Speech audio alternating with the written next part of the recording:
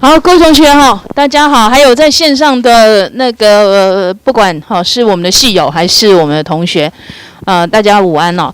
我们今天非常荣幸哦，真的面对面的邀请到国际的学者，国际知名学者啊，他经验实在是太丰富了啊，他也是我在宾州大学的老师。他是我在宾州大学的老师，所以看起来他白胡子白头发，但实际上也70大几了，70几岁还依然非常活跃。他在美洲、在欧洲、在亚洲都有非常多的教学经验。So Professor Roger Raufer, he was my professor when I was at Penn, and he is an expert of energy management. Pollution control, and environmental engineer. And so he is the first professor that I knew that has done cross-disciplinary collaboration studies since 30 years ago. And she visited so many universities in the world. She teaches in so many universities over the world. So it is my honor to invite him back after 10 years, well, about 12 years. The last time I invited him to our department is around 2009 when he was younger. And so was I. And now we are still so active, and we has always been in touch for a long time.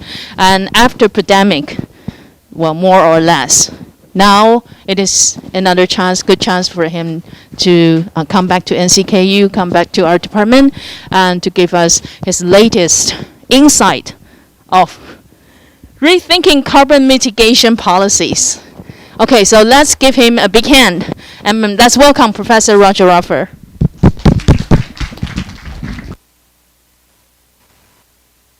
You get okay? Yeah. Super. Okay, I'm going to go without a mask. I hope you guys are sit far enough away, so you'll forgive me for that. It's really great to be back here again. As Shuan mentioned, it's been about a dozen years, 2009, a little bit more than that, since the last time I was here.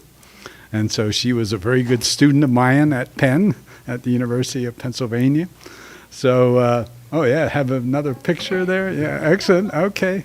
Yes, so it's really, really great to be back. And I, first of all, also have to tell you that I'm very pleased that you were going to listen to me in English. If you had to listen to my Chinese, it would be very, very, very, very bad. Okay, so not very good at all. So today we're going to talk about the title, Rethinking Carbon Mitigation Policies. And you'll notice I talk about price versus quantity. Okay, most people think of it in terms of carbon taxes versus carbon markets. Okay, that's the price and quantity argument and beyond. And so I have to tell you up front, I am an engineer. I basically made my living in the power sector in the United States, working with big coal-fired power plants originally. That was the first half of my career. And the second half of my career was all with natural gas combustion turbines. Okay, so I did a lot of effort in sort of the engineering side. But I also have this other kind of, as Shuan mentioned, basically an academic side too. So not only was I an engineer working in the power sector, I also was doing academic work. And most of my academic work was to try to figure out how to get these power plants to control the pollution. Okay, and originally, back in late 1970s, early 1980s, we were worried about acid rain. That was our big concern at that time. Sulfur dioxide emissions from coal-fired power plants. Okay, so we structured these markets to do that. Okay, the idea of emissions trading that you've all heard about.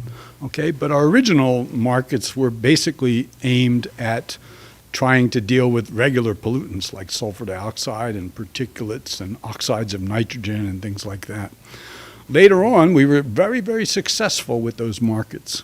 So much so that we ended up putting those ideas about using markets into the Kyoto Protocol. And then that became the forerunner, as you know, for the Paris Agreement now and the carbon trading that's happening in China and all around the world. Okay, so that's been very lucky for me because that's what I did all my research. My academic research was basically on emissions trading and markets and things like that. So I had this sort of nice combination of an engineering background, and I'm not an economist. I don't have any degrees in economics, but I've basically done all of my academic research in that particular area. So what happens is that I tend to think about the world a little bit like an engineer and a little bit like an economist, and trying to sort of figure out, well, how do these people think, and how does that work out in the context of the real world, which is what I'm particularly interested in, okay? Not so much academic, wonderful academic theory, but how does this work? How do you actually do things using things like emissions trading? So what I want to do today is sort of first, like for the first hour or so, we're going to lay out the ideas, kind of how does an engineer think about the world? How does an economist think about the world? How does that come together in the idea of using these markets? Then what we're going to do sort of in the second half is to go beyond that and say, okay, we've had some issues, as you know, with carbon trading. We've had the clean development mechanism, okay, and other mechanisms that haven't worked tremendously well. So people are looking beyond that, okay? But from my point of view, the question is, well, how does beyond that match up with the ideas of carbon markets and price and quantity issues, okay? So that's the sort of, and so we're going to talk about a dozen different ways you might tweak or change the price versus quantity debate to try to do something perhaps a little bit different. Okay, so that's the big picture, what we're going to try and do. First, lay out the framework of price versus quantity, and then talk about beyond, okay, in terms of that. Okay, let's see here. I think it's set up with this one. There we go. Okay, so first, engineers versus economists, okay? And so the engineers there, when I was an engineer, I was actually part of the engineering, the very, very last class that got through engineering school without calculators, okay? We used to literally use slide rules for all of our multiplication, and I suspect a lot of you have no idea what I'm even talking about with a slide rule, okay? That's an old tool using logarithms that we would slide back and forth to add logarithms together, okay? That's how we did multiplication. But engineers always had nice pocket protectors, okay? And that's a really good one because that's from the California Institute of Technology. So that's really, really good. Engineers always had ugly shirts, and I used to have a shirt exactly like that, okay? So that's another thing engineers did. Economists, on the other hand, I should be showing you a picture of an invisible hand, right? Adam Smith, the invisible hand, right? Well, it's kind of hard to show a picture of an invisible hand. So we're showing a visible hand, but some invisible ink. And since we're going to be optimistic and try to use markets and use these ideas, we have a nice smiley face there as well, okay?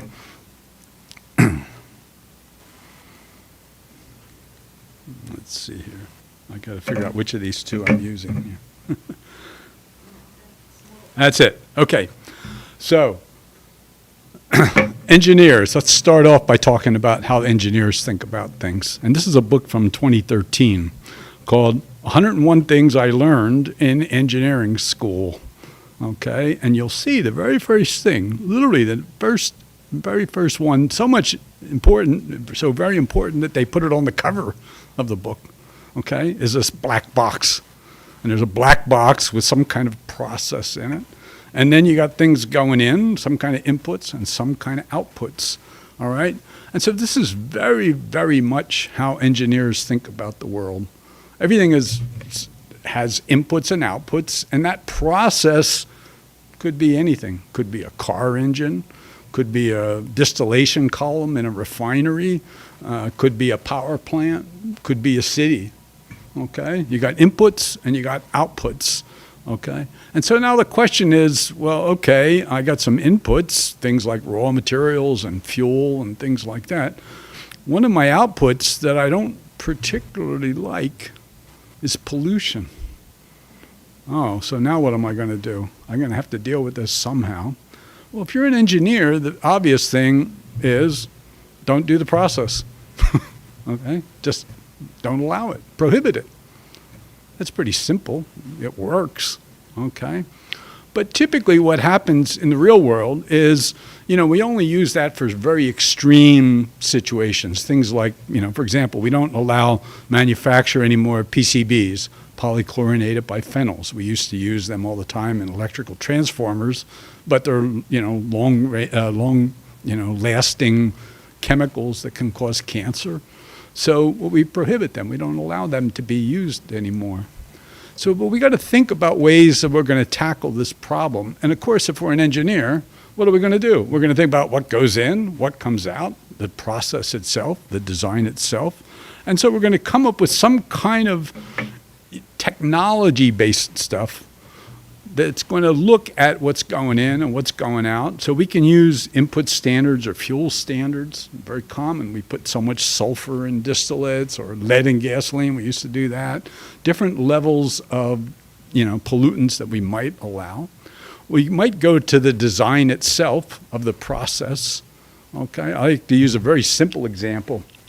When I was a boy, when most of the time you would have your car fixed at the petrol station nearby, and they always had a tank full of, some kind of solvent like mineral spirits or toluene, xylene, something like that. And the law said you had to put a lid on the tank. Well, that's to stop the evaporation of the solvent, okay? A very simple design standard, put a lid on the tank, okay? Now you can send an inspector out to make sure that you put a lid on the tank.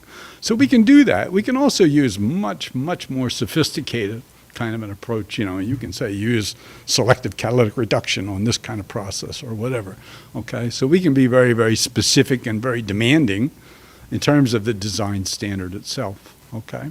Emission standards, everybody's familiar with that. You have so many pounds per hour, tons per year coming out of a particular smokestack, okay? And we can limit that. And then we have also something called performance standards, where we basically try to link what's going in with what's coming out. So we do this a lot in the US in the power sector where I was working, 1.2 pounds of sulfur dioxide per million BTUs, British thermal units going in fuel. So we're linking what's coming out with what's going in, okay? And so that's a very, very common standard. Well, you'll recognize all these kinds of standards because there's tens of thousands of these kinds of standards used basically in every city, in Tainan, in Taiwan, in provinces, in states, in countries, all around the world. Everybody uses this kind of technology standards, okay? One of the things that happened, and by the way, we've been doing this for hundreds of years, okay? We know how to use standards, okay? I use an example of 1863, which was back in the Alkali Act of Britain. The Alkali Act was worried about the chemical industry in the Midlands of Britain there, near Liverpool and Manchester, that area, okay? And so basically they said that you had to use the best practicable means of pollution, okay? Pollution control, okay? And so what happened, of course, was that, okay, you put on the best practicable means of pollution control, and then what? Well, you're doing the best you can, right?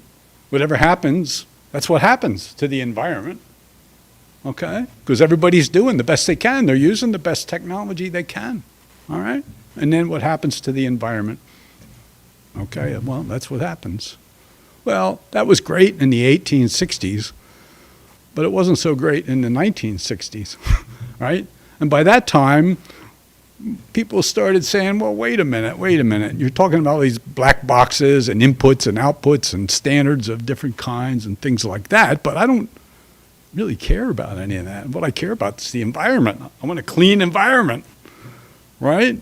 And so, yeah, you engineers can think about that, but look, technology, what was best in 1860, that's no longer best. Technology is changing all the time too, all right? So what I care about, I want a clean environment. So give me a clean environment. Don't tell me about all your black boxes and stuff like that, okay? So what happened in the 1960s, we had a bit of a revolution. And the revolution basically said, I'm going to set environmental quality standards as well as technology standards. And the environmental quality standards, this is a tougher job now for the government, because now somehow the government's got to link what's going on in the environment with what's going on in the technology, okay? So how do we link those two? Well, we link them, as you know, with modeling and monitoring. We put monitors out, we see how much pollution there is at the monitors. Maybe there's too much pollution. So now we got to figure out a way to crank that technology down and make those technology standards tighter and tighter and tighter so that we can meet our environmental quality standards, okay? So we do that with modeling. That's how we figure out how are we going to meet these standards, okay? So this is an iterative process between monitoring and modeling. And if we're still too high, we got to figure out a way to tighten the standards. Okay, so we do this, and through modeling, we also want to think about economics and other things like that in the modeling. But we end up with this kind of over here that we call command and control regulation. Now, in fact, we've been doing this. I use the example of 1860s, but in fact, we go way, way, way back before that. And there's a kind of an interesting example back in 1307 even. All right, the King of England didn't like the idea of the smell of sulfur dioxide. Okay, so what did he do? Well, he prohibited it. We talked about prohibitions. He said, no, you can't burn coal, all right, because I don't like that smell. Okay, well, that was easy for the king because he had people that were going to gather his wood and everything. But everybody else had a bit of a problem because London had been pretty much denuded around that because of the money, the wood that was being used for charcoal and metals production and things. So people continued to bring in coal from Newcastle, and then unfortunately somebody burned it in their hearth, in their fireplace in 1308. And what do you think happened to him? 1308, he got hung. All right. Well, historians have a problem with that story because they can't find any kind of primary documents that actually say who is this person and what happened and stuff like that. So it's a story. You'll find it in the environmental literature. I like the story, not so much for the poor guy who got hung, but because to me it shows the absolute case of command and control regulation. The absolute form of command is prohibition. Don't do this. The absolute form of control is I'll kill you if you do. Okay, so that's pretty severe. Prohibition and killing something. All right, well, today we don't do that for pollution laws typically. What do? Okay, we put people in jail. We hit them with a really big fine. Okay, but one of the things we're going to see, and the reason I pay attention to this command and control, is that when I talk about economics a little bit later on, and I talk about carbon taxes and carbon markets, we're going to change the form of the control, okay? Excuse me, form of the command, but we're still going to leave the control. That's still going to be a role of government. Basically, if I'm going to set a carbon tax, I still have to know how much emissions that person is emitting so I can collect the tax, right? If I'm going to have a market in carbon allowances, I have to know what their emissions are so that I can make sure that they have enough allowances. So we're going to change the nature of the command, but we're still going to be stuck with that control. It's still going to play a role for government, in government, okay? Because typically what happens is if people can pollute for free, that's what they're going to do, okay? So we're still going to have that function. We're going to change the nature of this. But this is the world that I grew up in, basically, okay? I was an engineer, all those technology standards. I had to make sure that the companies I was working with were meeting those standards, that they followed all the command and control requirements and things like that. So this was all through the 1970s, okay? That was the world that we lived in at that particular time. But that still offers a question. Remember, I talked about the 1860s, that people had to use the best practicable means of pollution control. So what does that mean? What's best? What's best? If I have a dirty smokestack that's spewing black soot, okay, because I got like a boiler and I'm burning coal in the boiler, how am I going to clean that up? What's the best pollution control? Well, as many of you know, we have different technologies today. I have electrostatic precipitators and I have fabric filtration units we call bag houses and things like that, okay? And I can clean it, and I can then put one of those devices on and clean up that stack. That's great. Maybe it's going to control like 80% of the pollution. Okay, maybe better, 80, 85, 90%. But then what am I going to do? Is that the best? Well, no, I can take that and run it through another pollution control device that's similar. Here's another ESP right next to it, another module. That's better. It's going to take it up, take out 80 or 90%, so now I'm way, way up, 96, 97%. Is that best? Well, no, let's run it through another one.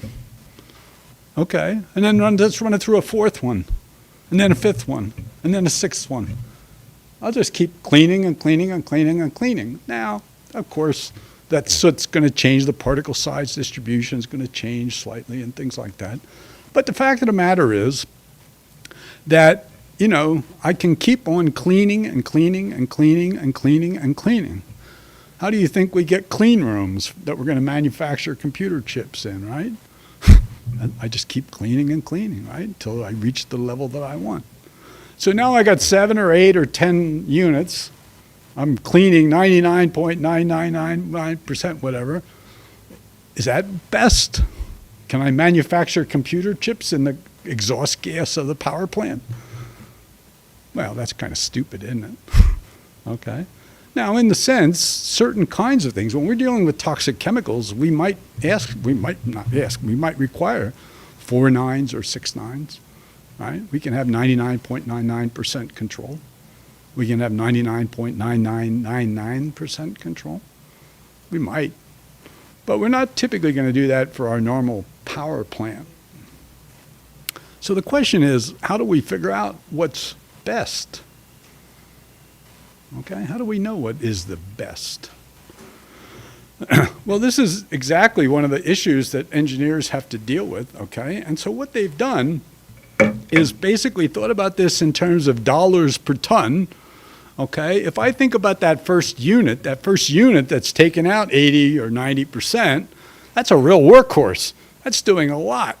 But that 10th unit or that 9th unit or that 7th or 8th unit is taking out a very, very, very small amount of pollution. And don't forget that 10th unit costs the same as the first unit. So now on a dollars per ton basis, that's really, really super, super, super expensive to get that last little bit of pollution out. Okay? So how do we deal with this? Well, the way that engineers tend to deal with it in the real world is they look at what we call the marginal cost curve. How much is it reduced, you know, on a dollars per ton basis to get that next little bit of pollution control? Okay? They look for the point where you capture everything that's that flat bottom part, the workhorse part. Okay? We want to capture all the workhorse part. But I don't want to be in that world where it's costing me lots and lots and lots of money for very, very, very small increments of pollution control. So I look, where does that shift occur? Okay? And that becomes back. That's the best available. At that point where I've captured all the workhorse part, but I'm not in that world where it's costing me lots and lots for very little. So does this work? Well, engineers do this all the time. Okay? What's really important about this is it's empirical. For very specific technologies, I can develop these kinds of curves. For electrostatic precipitators, I can do it. For fabric filtration units, I can do it. For selective catalytic reduction units, I can do it. For flue gas desulfurization, I can do it. It doesn't matter what the technology is. I basically can develop these real-world data that engineers use, okay, to try to quantify this, to try to tell me what's the best technology. And of course, this potentially could change over time as the technology changes. But this is the way to actually get in and empirically quantify it based on real-world data. Okay, so what do our economist friends think about all this? Well, our economist friends say, well, it's good. And those engineers are thinking about cost. That's always a part of any kind of engineering. You got to be thinking about cost, obviously. But let's do a little sort of a thought experiment, okay? I'm going to think about two different pollutants. There's a pollutant called methyl isocyanate, okay? That's what killed 4,000 people in Bhopal, India.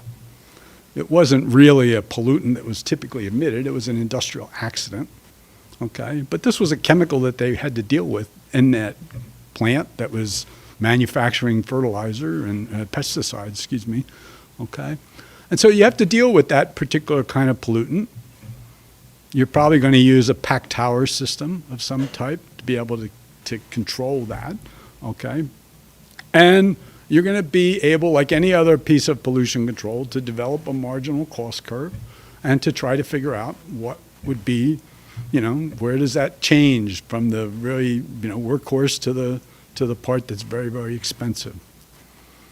Let's think of another pollutant, CO2. You're all very, very interested in CO2, carbon dioxide. If I want to treat CO2 like any other pollutant, okay, how am I going to capture it? Carbon capture and storage, right? Everybody's paying attention to that today. So what's the normal way that we think about capturing CO2? Well, we normally today use some sort of amine stripping system, okay? We would use monoethanolamine for an absorber and then have a stripper and pull that out, okay? I can look at that. The technology is different than a pack tower, obviously. But I'm probably going to end up with something that looks kind of similar from a best available control technology point of view in terms of what's the BACT, in terms of that. So wait a minute. You're telling me that based on empirical data, I'm going to control methyl isocyanate that's going to go out and kill people.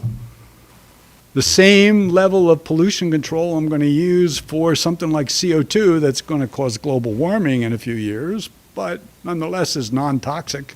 I'm sitting here breathing on you guys, okay? So you're telling me that we're going to have similar kinds of control as being best? That doesn't sound right. There's something missing. This is not... What's missing here? What's not working here? Well, it's pretty obvious. All I've talked about here is cost. I didn't say anything about benefits. There's benefits of not having people falling over dead in the street. Okay? So, in fact, when you're taking this sort of engineering, empirical approach to the world, okay, you're not using enough information. There's something missing here. And yes, you're looking really carefully at costs, but there's also benefits, okay? So the question is, well, what are we going to do about benefits? And the obvious answer is, just like there's a marginal cost curve, there's also a marginal benefit curve, okay? And this is what the economist is going to say. You just can't look at costs. You got to think about benefits too. And where do we want to be? Well, we want to be at that point Q, right? Because what happens at point A? Well, point A, I'm still in the workhorse part for the cost, okay? There's a lot, very, very low costs and really high benefits. So, man, I should be doing more pollution control. But then I get to point B, and my costs are really, really high, and what am I buying for that? Well, B is very, very low in terms of the benefits. So I want to be at that point Q, okay, where the marginal cost equals the marginal benefits. And what does that mean? That just basically means that the next dollar I spend on pollution control should buy me $1 worth of environmental benefits. Now, I'm sure your first question is, wait a minute. What's $1 worth of environmental benefits? What does that mean?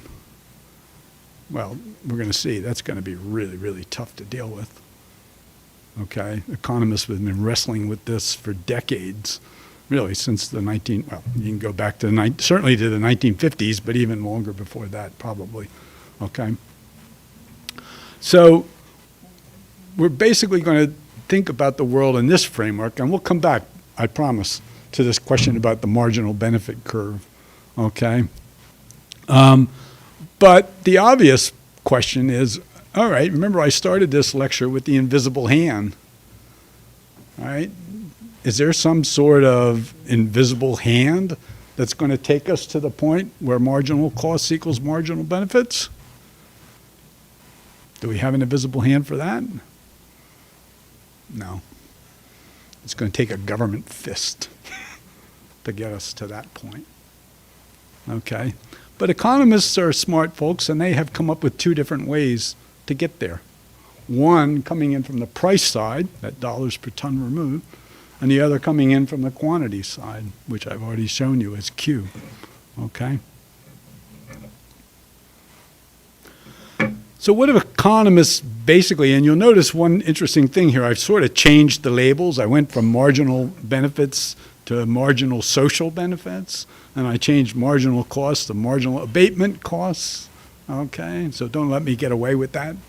What I basically have done is consolidated, okay, all of the different kinds of marginal costs. When I started off, I talked about like one power plant or one chemical plant, but now I'm talking about all of the sources from all of the, wherever our location is. Are we talking about Tainan? Are we talking about Taiwan?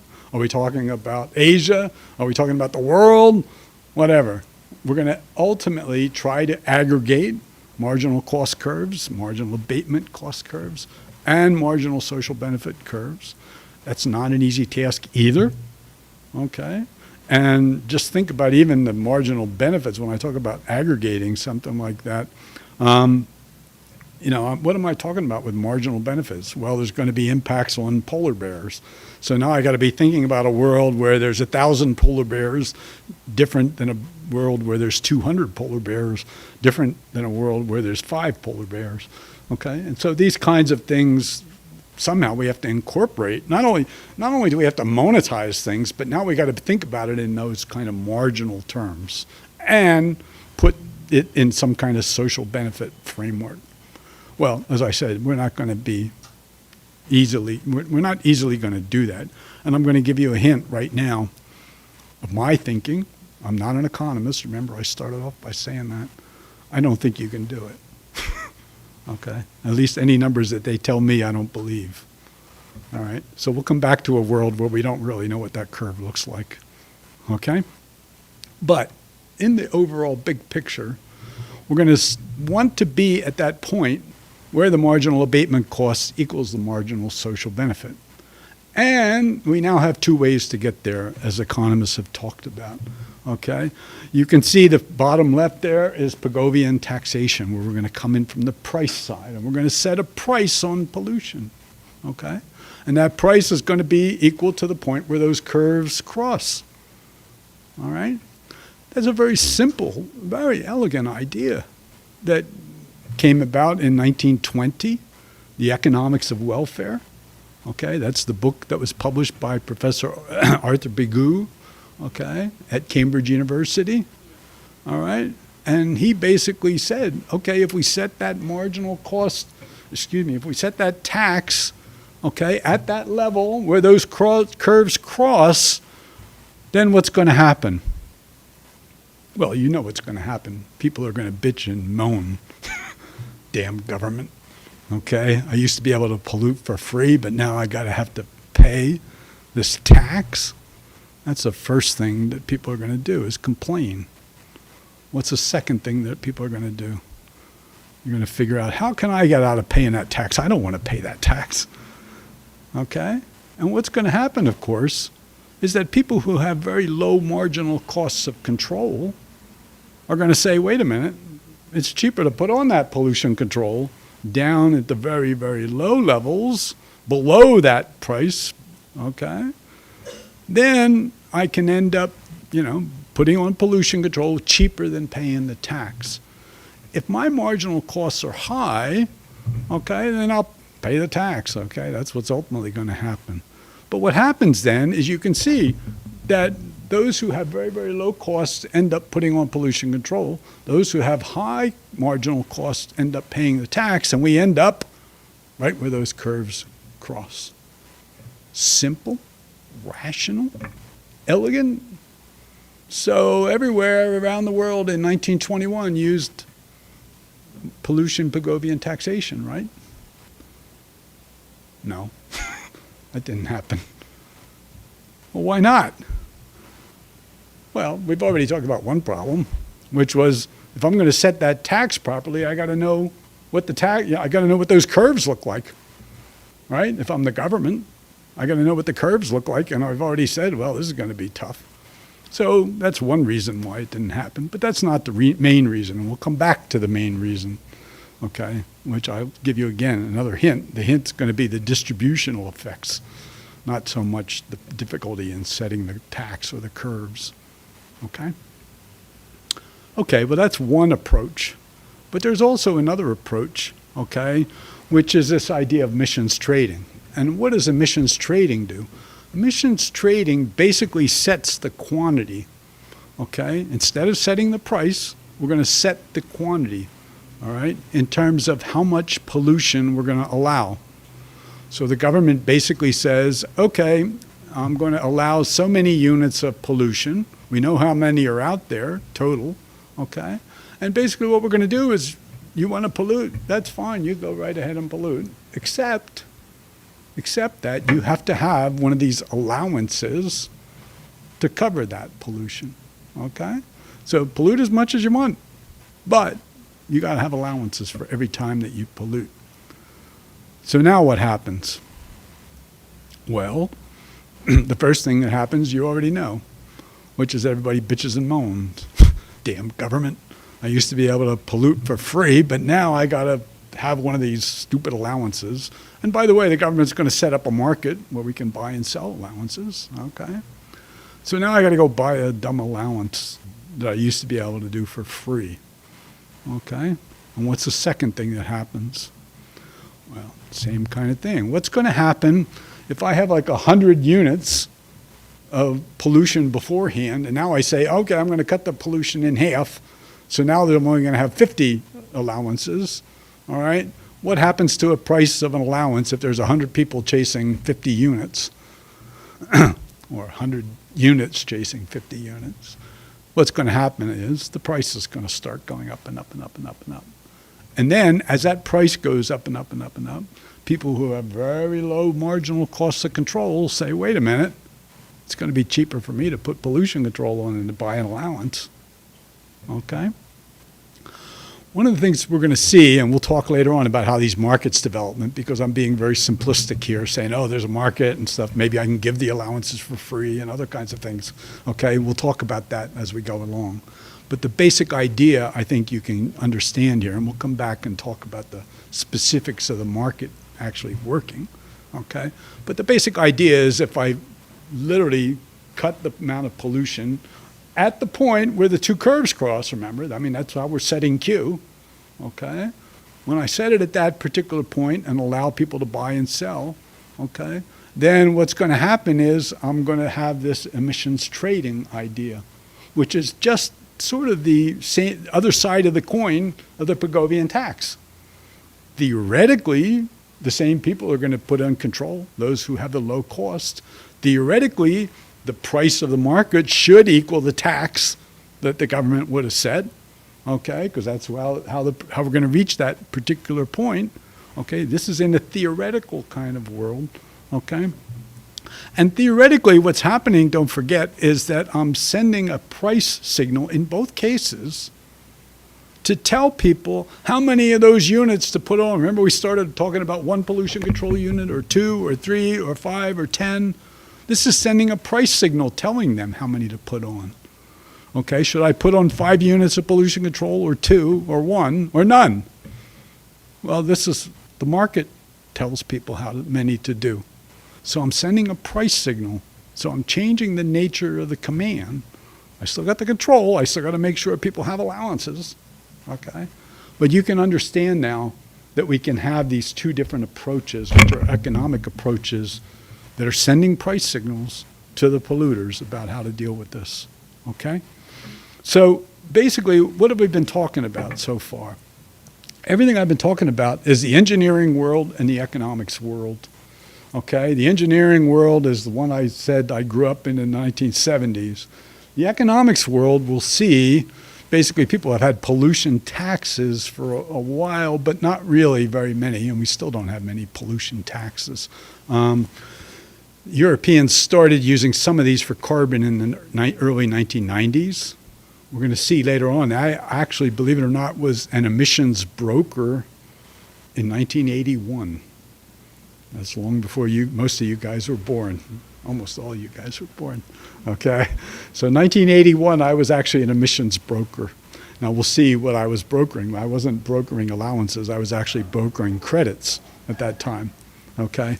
And we'll talk about how that evolved. But you can understand that there's these two different worldviews. There's an engineering worldview and there's an economic worldview.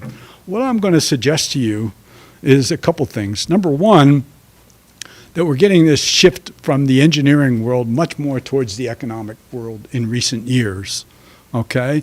But notice I'm only talking about the bottom part. I'm not talking about the top part here, okay? Because what's really going to happen here is we're going to start using these economic tools to accomplish the scientific and engineering goals, okay? It comes back to that point that I basically told you earlier, which I don't think I can calculate the MSB, the marginal social benefits. I simply don't believe that. Any number they tell me, I don't believe, okay? So what we're going to do is we still have important environmental goals that are based on science. How do we go about setting those environmental standards? I'm now going to use these these economic tools to accomplish those environmental quality kinds of goals. Okay, now why is this transition happening? Why is it going from that engineering world that I knew so well to the economics world? Okay, well, there's a bunch of different reasons. Number one, this gets governments doing things that theoretically governments should be good at, which is setting overall targets, okay? And forget about that stack by stack by stack. Remember, when I'm talking about technology standards, I'm coming in and I'm saying I'm going to go into a process and tell me fuel inputs or outputs or whatever. And now the government's got to know everything about all those different kinds of technologies and processes for power plants, for chemical plants, for shoe factories, for bakeries, for car engines, for everything. Governments aren't good at that, or they shouldn't be good at that. We want governments to set overall big goals. What do we want to do as a society? And then let the people who run the power plants and, figure out how to get that. I don't want the government telling me what valve to turn. That's not good use of governments. Governments do have a role, an important role, but they got to set collective goals and you let the market and economic forces accomplish that. Secondly, economic efficient. It's efficient. Why is it efficient? Because the people who have the low marginal cost of control are the ones who are providing the control. Anybody who's got a high pollution control cost, marginal cost, is either going to pay the tax or buy an allowance. So all of the efficiency, all of the pollution control is coming from the people who can do it the cheapest. Okay? Another reason, efficiency can influence the goal setting, and this gets a little bit more into the real world as opposed to the theoretical kind of world. But bottom line, in the US, for example, when I mentioned the acid rain market in the beginning, the acid rain market, the environmental community wanted massive amounts of control. The utilities didn't want to do anything, okay? And so what happened in this was that the utilities moved closer and closer to the environmental goals as the market or mechanisms became the way that this was implemented. Instead of having the government tell people what to do, they said, if we're going to let the market figure it out, and if we're going to be efficient, then we can be much closer to what the environmentalists want. Okay? So all these are important reasons why, but absolutely the most important one is that bottom one, the last listing there. Every bit of pollution costs you money. Every bit costs you money. Okay? And now you got an incentive to reduce that pollution. If you're the factory owner okay, and you wake up in the morning, you think, oh yeah, man, I don't want to pay money for pollution. I got lots of better ways to spend my money, all right? So maybe I better think about better pollution control. Or maybe I should think about changing fuels, cleaner fuels. Or maybe I better think about different processes, okay? Maybe there's different ways to make the widgets that I make. Or maybe I should fire that stupid manager who doesn't know what he's doing. All right? You're constantly, you're not just thinking about a pollution control device. You're thinking of every possible way to get rid of that pollution because you don't want to pay for it. It costs you money. So let's get rid of the damn pollution. Okay? There's a constant push to get rid of the pollution. And this is the difference, obviously, what happens under command and control. Under command and control, the government tells you what to do. You do it. The government sends an inspector around. Yep, there's a lid on that tank. Okay? And then what happens? Everybody goes home, and that's what the pollution stays. Everybody has, they watch TV at night and have a beer and go to bed. Okay? Nothing changes with pollution control. But under this economic thing, it costs you money. So you're constantly trying to figure out how to get rid of the pollution. Okay? So you're really disruptive to the status quo. Okay. So that's why this engineering to economics world is happening. There's a second world that gets me into all kinds of trouble with my economist friends, which is a price to quantity shift. Okay? And what the economists say to me when they see this slide, they get very angry. And they say, look, you don't understand things. You don't understand economics. These are two different tools. If I want to cut a board, I use a saw to cut the board. If I want to put a screw in, I use a screwdriver. I use the appropriate tool for the task at hand. I don't go talking about saw to screwdriver transitions. That would be stupid. Okay? Use the right tool. Okay? Well, we'll talk in a few minutes about how do I select which tool to use. Okay? But I would suggest to you that, in fact, there's a couple of elements that are going to be really important, including political effects and cultural effects and distributional effects and things like that, that are actually going to really play a bigger role even than, the selection of these individual tools. And we're going to see why do I think it's so important to think about market-oriented approaches, okay?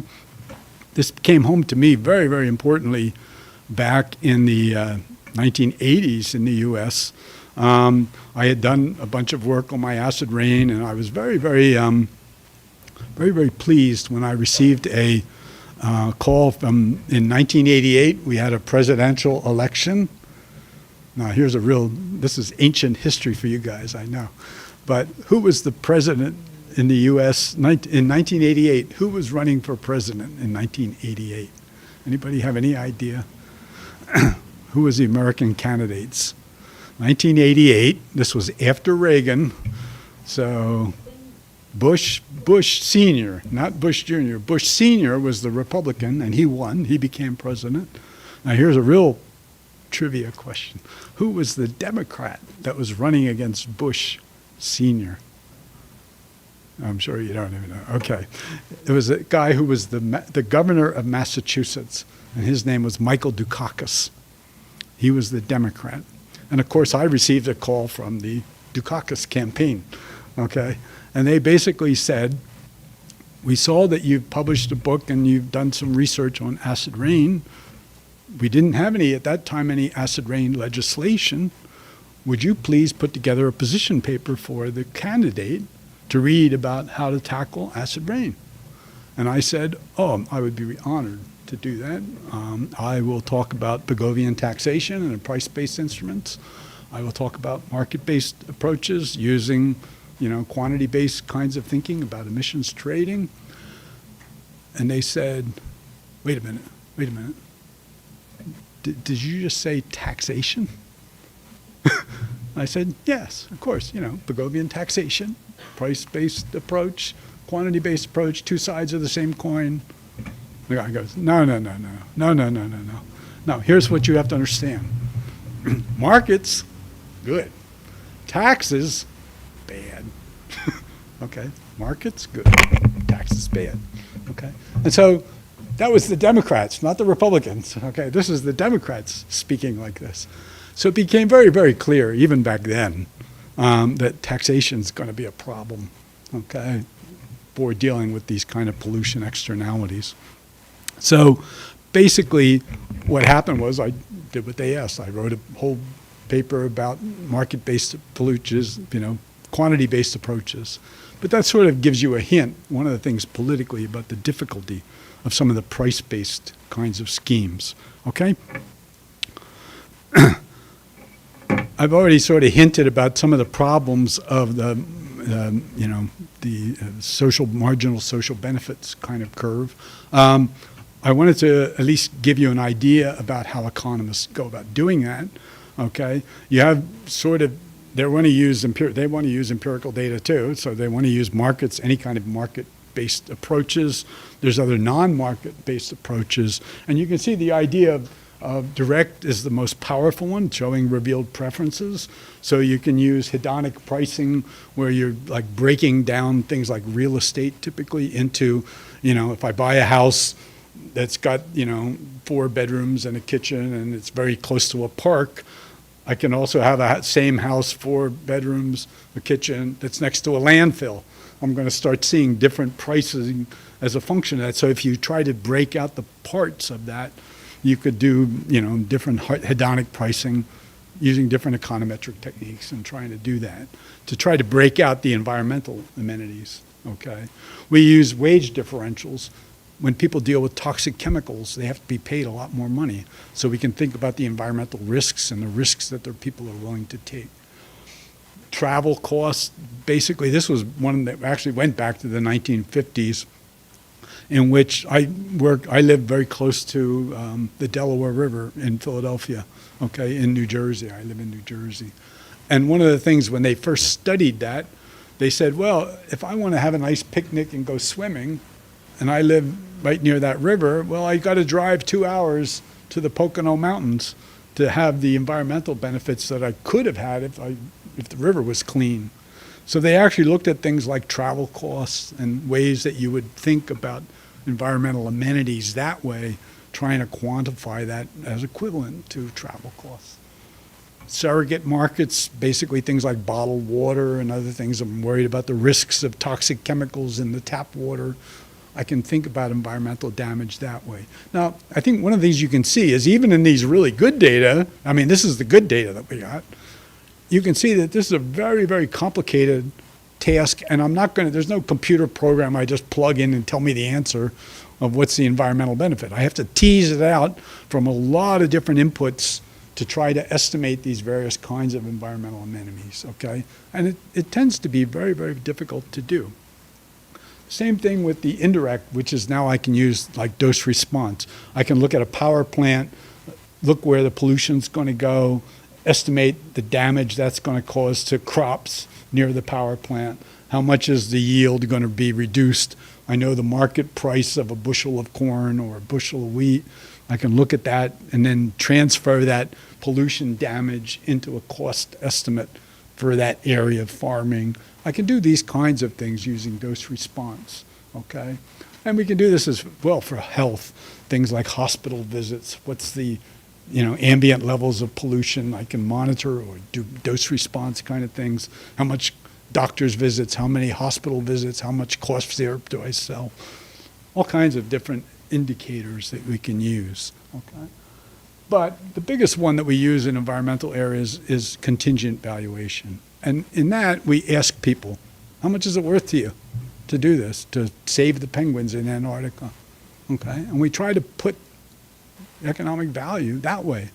Well, these have all kinds of problems associated with this because, you end up with a sort of a 2x2 framework in terms of, gains and losses associated with this.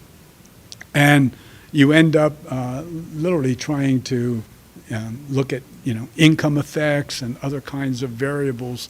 If you ask a billionaire a question versus a homeless person, you're going to get these different kinds of responses. So you literally have very, very difficult time structuring the research design for this, and people tend to reject the fact that they don't, they don't want to participate in putting economic value on environmental amenities. They simply don't want to participate, so they reject taking part in contingent valuation surveys. And so this is a real problem where the rejection rate is so high that then you have to question the data that you are getting, because now if someone actually participates, well, is that representative of the general population? So you end up with many different problems with this, okay? Prospect theory, looking at the differences between losses and gains, okay? How we value something that way. So all of these kinds of tools become very, very difficult, and we get massive differences in the response of these markets. So truthfully, I know economists have been trying for a very long time to try to do this kind of work, but I simply don't have much faith in it. So that doesn't mean that we're going to throw out all the economics completely. No, there's ways we're going to be able to use those tools, as we'll see, okay? But we're going to use them in a way that doesn't rely on the marginal social benefit curve, okay? I also just want to spend a minute or two here. I don't know how we do this in terms of time. We go a few more minutes and then break it down, chew on? Do we? Yes. What's the best way? Do you give a break every hour, every half hour? We can, let me just talk about this and then we'll break, okay? Do it that way? Okay. Yeah, I just wanted to sort of bring this point up because we're talking about using economic ideas here. And I started off with Adam Smith when I first mentioned the invisible hand, okay? Adam Smith, as you know, was he's the father of economics, okay? And was he a professor of economics? No, of course not. He was the father of economics. It didn't exist, basically. There's an individual thing before him. He was a professor of moral philosophy. Okay, so his first book was like the theory of moral sentiments. Okay, he was a philosopher trying to understand the world and trying to make the world a better place. Okay, and his ideas, he wrote the book The Wealth of Nations. Okay, when did The Wealth of Nations? That's the invisible hand. When did all this happen? Was this written? Anybody know? What year The Wealth of Nations was published? It was published in 1776. Now, any Americans here would know that, there's other things happening in 1776. That was the year of the American Declaration of Independence, okay? And Adam Smith was very attuned to that. That's part of the Enlightenment, basically, that was happening in Europe at that time, okay? The whole idea of, think about what he's talking about with the invisible hand. It was get governments off the back of the people. Let people follow their own free will. Let them be free. Let them think them for themselves and do things for themselves and get the government off their back. Okay? Well, that was very, very attuned to the kind of thinking in the Enlightenment at that time with the American Revolution, a few years later, the French Revolution, this idea, okay, of sort of getting the government's way and getting towards a laissez-faire kind of way of thinking. Well, very quickly, though, he had, critics, okay? And one critic was Thomas Malthus. Now, I don't know how many of you have ever heard of Malthus.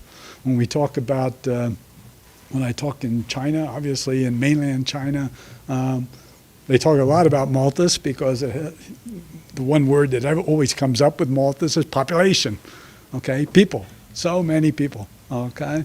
And so Malthus said, well, wait a minute, Mr. Adam Smith, because, you're projecting a future where, okay, everything's getting better and better and better and better, and there's going to be more and more and more food as people do the farming and stuff like that, okay? But you're forgetting the fact that the food supply is going to grow arithmetically, and the population is going to grow geometrically, And then pretty soon what happens if you're getting geometric growth in the population? Well, pretty soon people start starving because there's not enough food. The population is growing much faster than this food supply. Okay? Well, the next guy, Ricardo, said, well, Malthus is an optimist. And you go, what? When we talk about David Ricardo, most people think of comparative advantage. That's what he's especially well known for. We think of Ricardian rents. Okay, there's a lot. I mean, he's very, very well established, one of the geniuses of economics. But what he was saying was that even Malthus is basically saying, well, the growth of food is going to be arithmetic, well, the geometric of the population, but you really can't count on food growing arithmetically. Why is that? Well, you think about people, use the best farmland first, the farmland that's next to the river, well irrigated, nice rich soil and everything. And then pretty soon, the next farmer has to go a little further away. And then pretty soon, the farmer's climbing the side of the mountain, all right, where the land isn't so good. So maybe there's not really that arithmetic food supply. In fact, what's going to happen over time is what today we would call the diminishing marginal utility of land. You're going to end up with worse land, so you're not going to get as much food. So this is even worse. Well, some of the people, like one of the Scottish philosophers, Thomas Carlyle, basically read Malthus, he read Ricardo, and basically he called economics the dismal science. Okay, that was one of the first times that people called the dismal science. But what was interesting is that today we usually view Malthus and Ricardo as being the first environmental economists. Why? Because they talked about constraints. So we still talk about Malthusian debates like the limits to growth back in 1972, very famous report out of MIT that looked at Malthusian limits. Basically, there's limits to how fast, how far you can grow, okay? The problem, of course, is we live in a finite planet, so you can't have infinite growth just going crazy, okay? So you have to think about constraints, and many of you may have seen that Herman Daly just died a couple of weeks ago. Herman Daly was at the World Bank, one of the first people who said economics works, but after you've thought about quantity, after you've thought about scale. So you first have to think about environmental scale, then you can apply economics in a framework where the scale doesn't take you outside of the boundaries of an economic framework, okay? So these are the kinds of thinking that happened basically, at that point, back in the 1800s, okay? We then got a split, and the split happened between Marxism and the neoclassical school. Okay, let's talk first to the right-hand side, the neoclassical school. That's Alfred Marshall. Okay, so what does by the way, the Smith, Malthus, and Ricardo are all classical economists. Okay, they're all classical economists. Very strong belief in the labor theory of value. That was sort of the fundamental part of what they were thinking of. What did the neoclassical school do? What's so different about them? Why do we call it separate from the classical school? What happened to the neoclassical school? Well, there's really two sort of major revolutions in the neoclassical school. The first one is mathematics.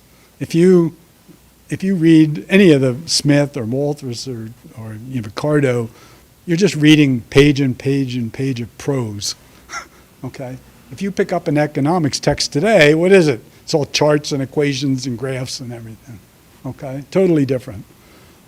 There was a mathematical infrastructure that basically the neoclassical school took to classical economics, okay? So, and that continued up until recently, even today, Samuelson and people like that. You're basically putting a mathematical foundation under the economic thinking. Okay, you don't see supply and demand curves in Adam Smith. He talks about the invisible hand, but you don't see it mathematically, okay? That's one. The other thing is something we've been talking about all morning, which is the introduction of marginal thinking. We've already talked about marginal costs, marginal benefits. If you're a business, you talk about marginal profits, marginal revenue. Everything is marginal.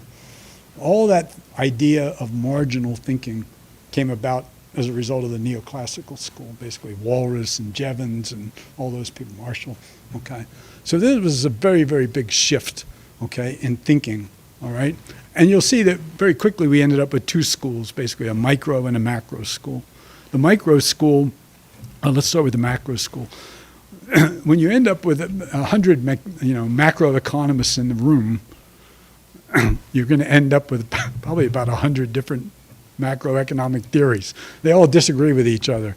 There's neo-Keynesians and post-Keynesians and supply-side economists and all kinds of different ones. The micro school, they all agree with each other.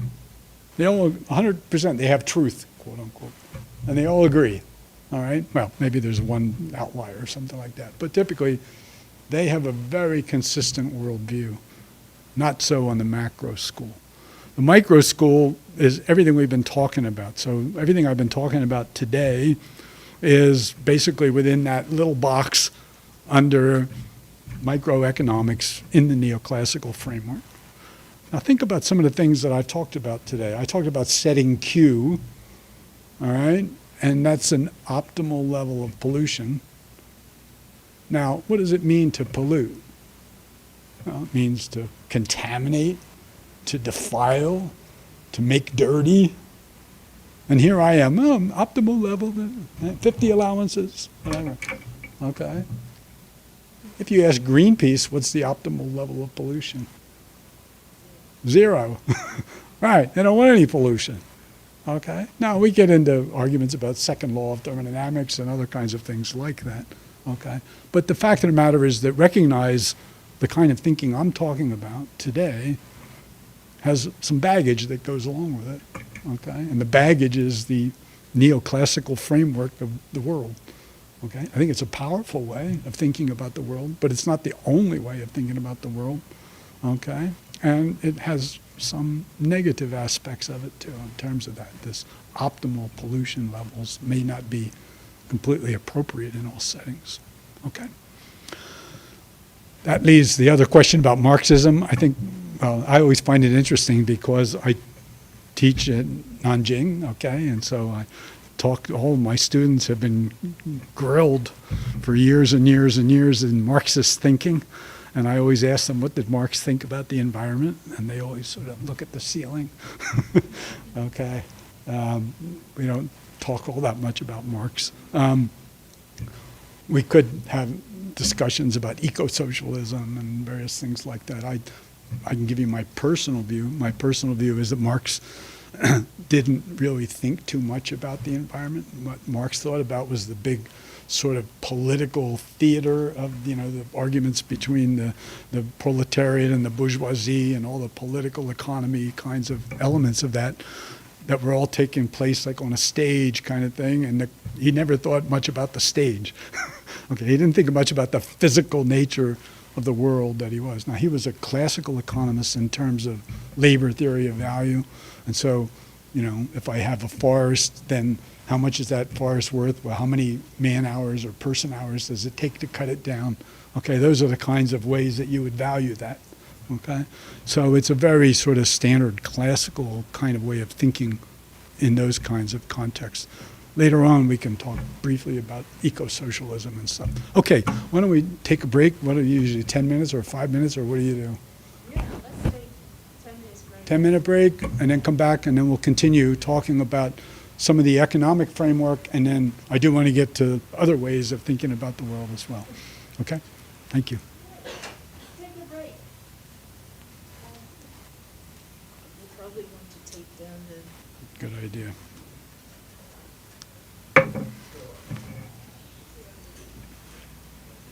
Oh, coffee even. All right. Yeah. Very nice. Very nice. Let's get to my office. And, Good.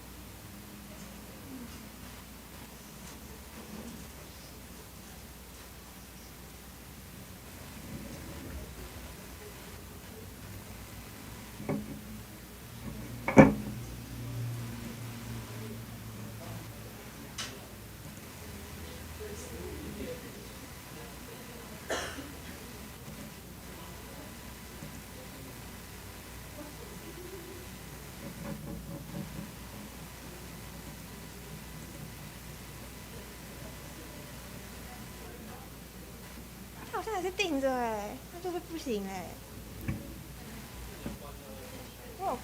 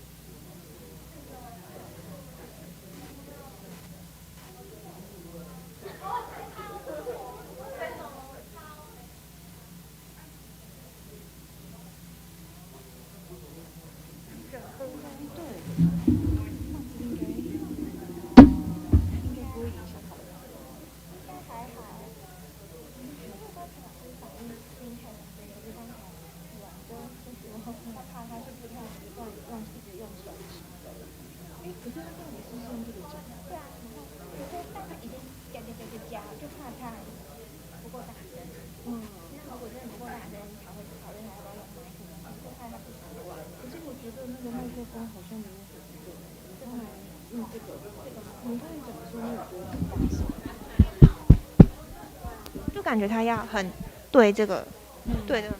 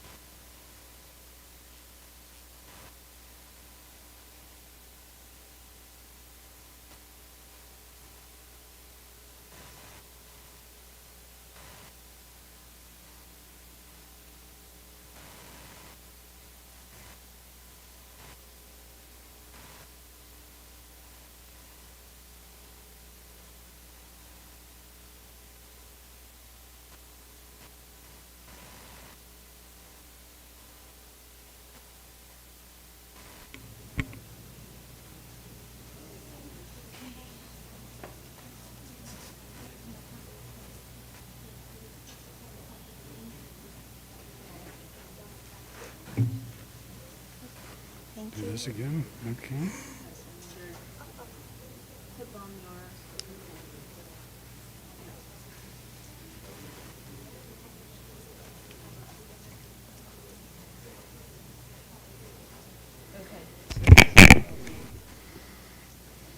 Okay, let's get back to the neoclassic school. Neoclassic school. All right. Exactly. You want? Is it off? I don't know. Can you hear me? Can you? Yeah. it's Super. fine. Okay. Okay. So we've got up to the neoclassical school. I think I'm going to have to speed up a little bit because I want you to talk about some of these alternative approaches as well. So we'll pick up the speed here a little bit if that's okay. And let me try again the right one here. This must be, but is it on? Yeah, it's on. Okay. Not quite. It's on green. Let me try. It's on. I just did it.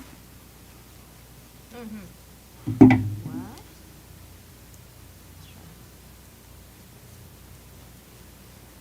It gets stopped. Why?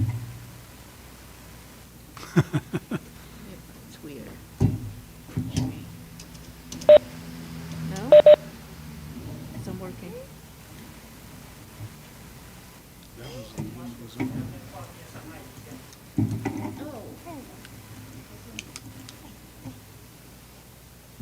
Okay, that was, A 15. Yeah. okay, super. Okay, so as I mentioned before, these are tools, the idea of using price versus quantity. And the question is, well, which tool do you take from the toolbox, okay? And there's a whole list of different policy issues that we have to deal with to select which one. I'm going to go through very quickly. The first one is even whether you should be using these tools at all, because this is a question of whether there's, just like there's market failures, which is what we've been talking about, pollution as an externality is a market failure. Some people argue, well, there's government failures too. The government, in public choice theory, there's competing groups in the US. We have the Republicans and the Democrats. They all take care of their own. So the question is, maybe they're going to cause more problems than solving, okay? So there's always a question about public choice, which Buchanan won the Nobel Prize for and stuff like that, okay? So that's sort of before we even get into which tool. First, what's fixed and what's respond? If I fix the price, then what happens? Well, the environment responds. I get a different Q, okay?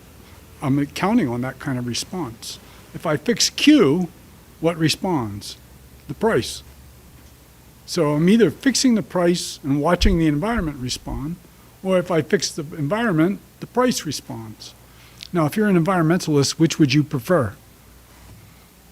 Most environmentalists would prefer to fix Q environmentally based on science, and then watch whatever happens to the price, okay? As opposed to fixing the price and taking care of the budget, okay, but basically then watching the environment as a response. So these are the sort of fundamental issues which people argued about quite a bit in the 1990s, for example, under the Kyoto Protocol, whether a price or quantity tool was better. What we know, that gets into the question, you know, Richard Cooper had a big argument in Foreign Affairs with Stuart Eisenstadt about what do we know versus, you know, should we just buy whatever we can with that amount of money if we don't know much about the science of climate change, okay? Today, as you'll know, we're starting to get a lot more worried about Q. And so that's sort of pushing us towards fixing Q as opposed to price, okay? Slope of the marginal damage function. This is a major, major way that economists tend to think about it. And they see the Keeling curve, the CO2 going up, up, up, up, very, very, very slowly, cumulatively. And they basically think that a price instrument makes more sense as opposed to something like a toxic pollutant, which has a very sharp, strong curve, okay, in terms of a damage function.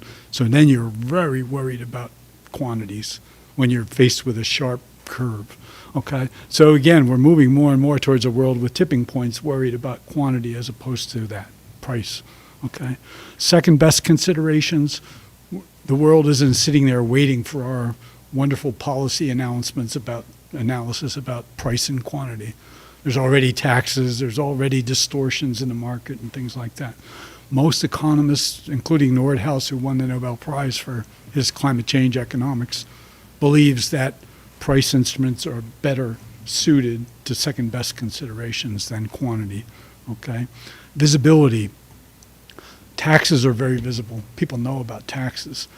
Quantity-based, you can a lot of times bury it. So I think about a firm that faces costs for their labor, costs for their equipment, costs for their fuel, costs for their emissions. Notice I've just thrown in one more thing, okay? Costs for their emissions. So that's another way that it can get buried. Taxes are very visible. People don't like taxes, okay? Administrative simplicity. On the other hand, governments know how to tax. Governments have been taxing people for millennia. In China, there was taxes before there was money, all right? They would take away part of your crop, take away your cattle, okay?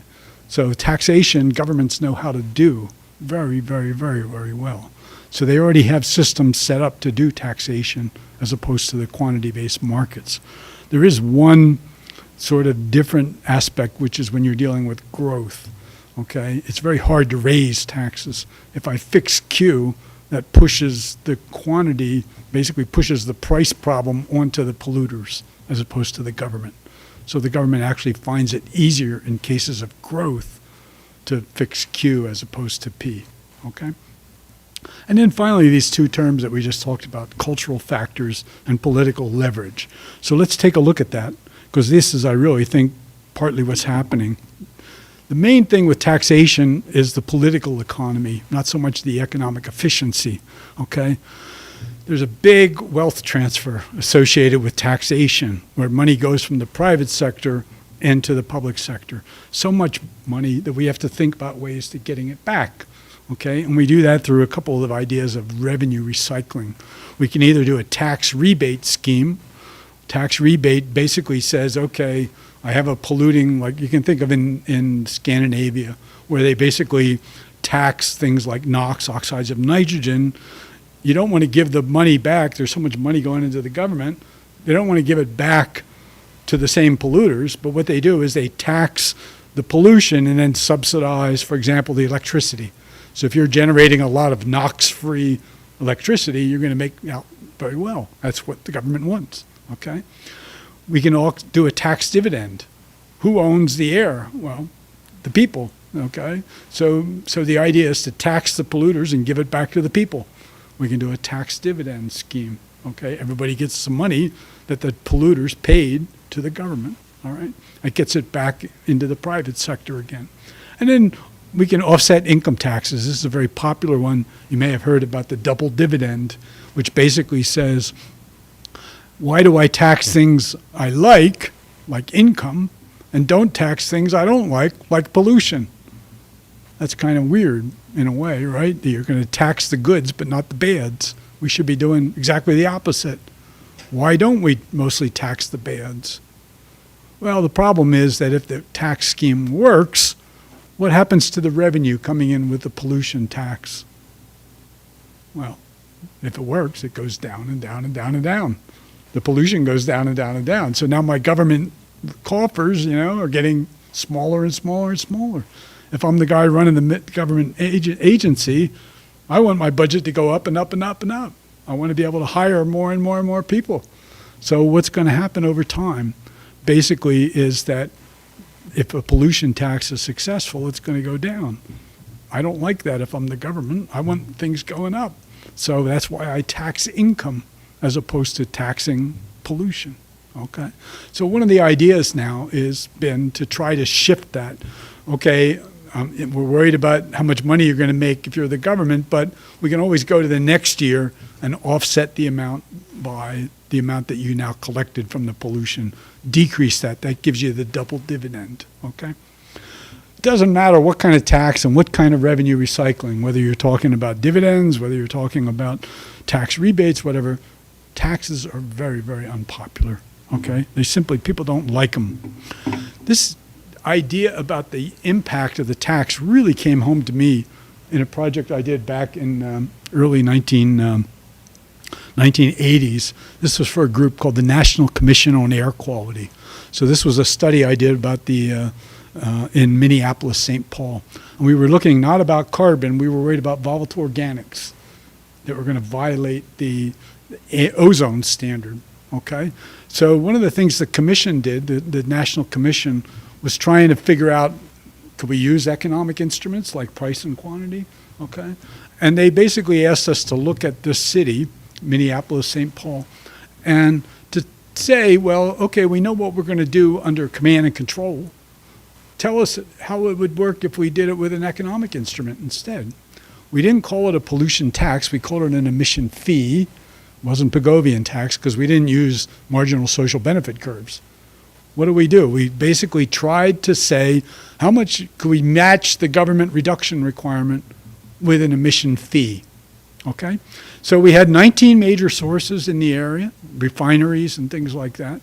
We knew that we wanted a reduction of 68% under command and control, okay? So how could we get the 68% under the marginal, under the pollution levy or pollution fee, okay? Emission fee system. And basically, what we ended up doing, how would you calculate that? Well, the way you would do it is to develop a marginal cost curve for those 19 sources, okay?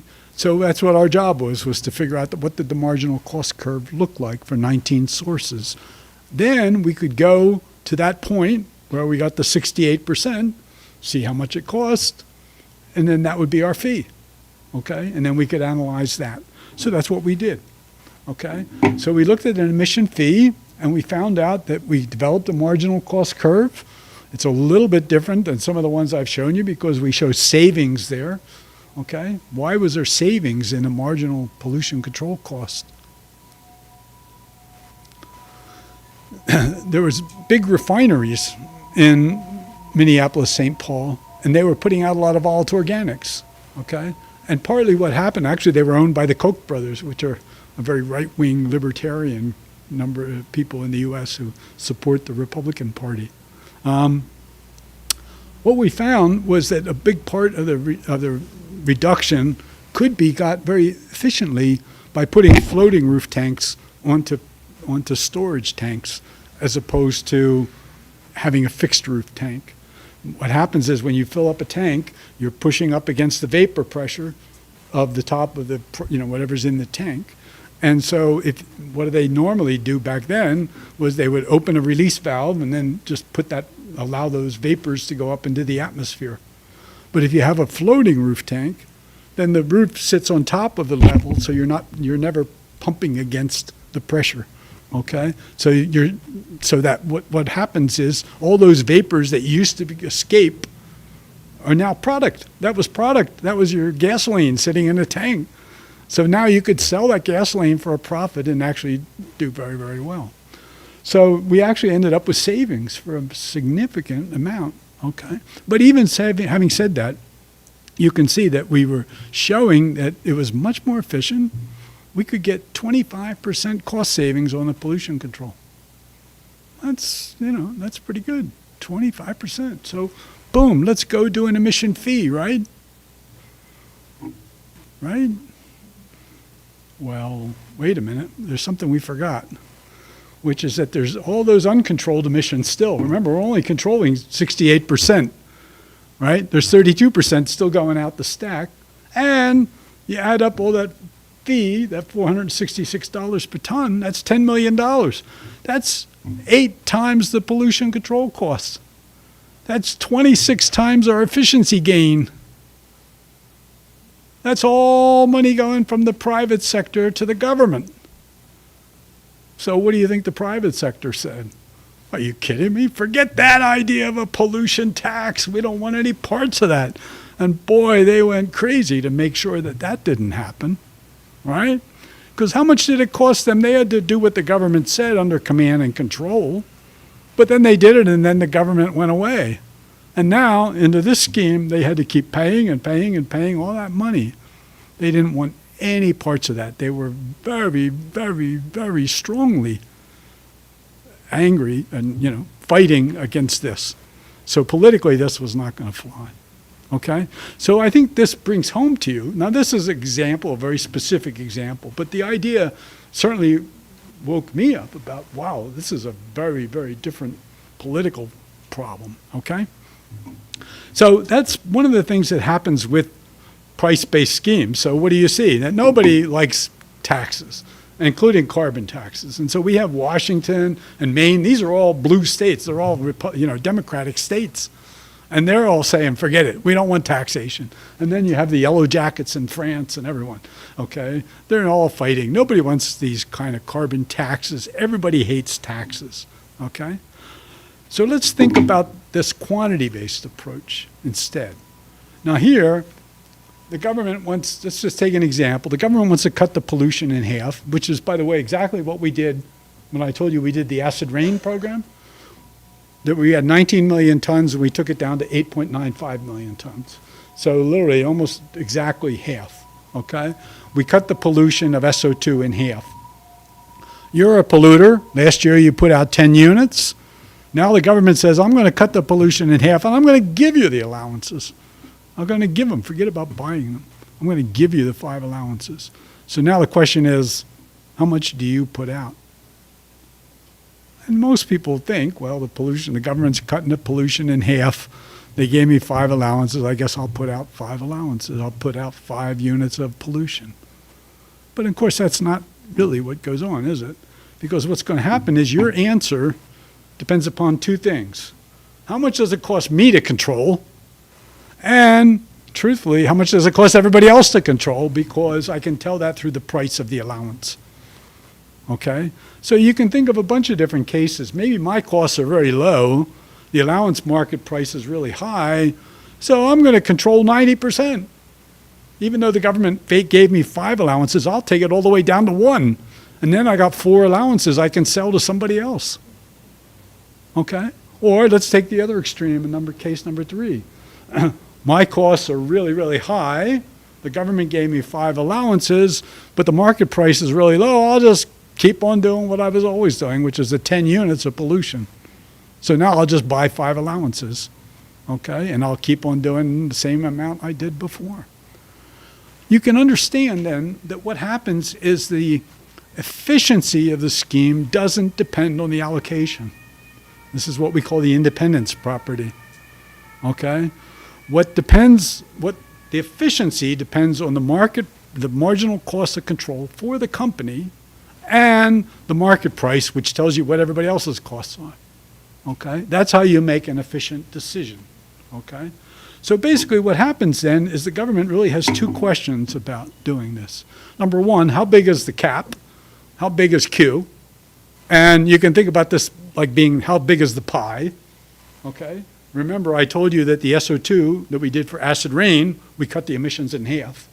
So the pie was only half as big as it was before. It was 8.95 million tons, okay? That's how many allowances were allowed.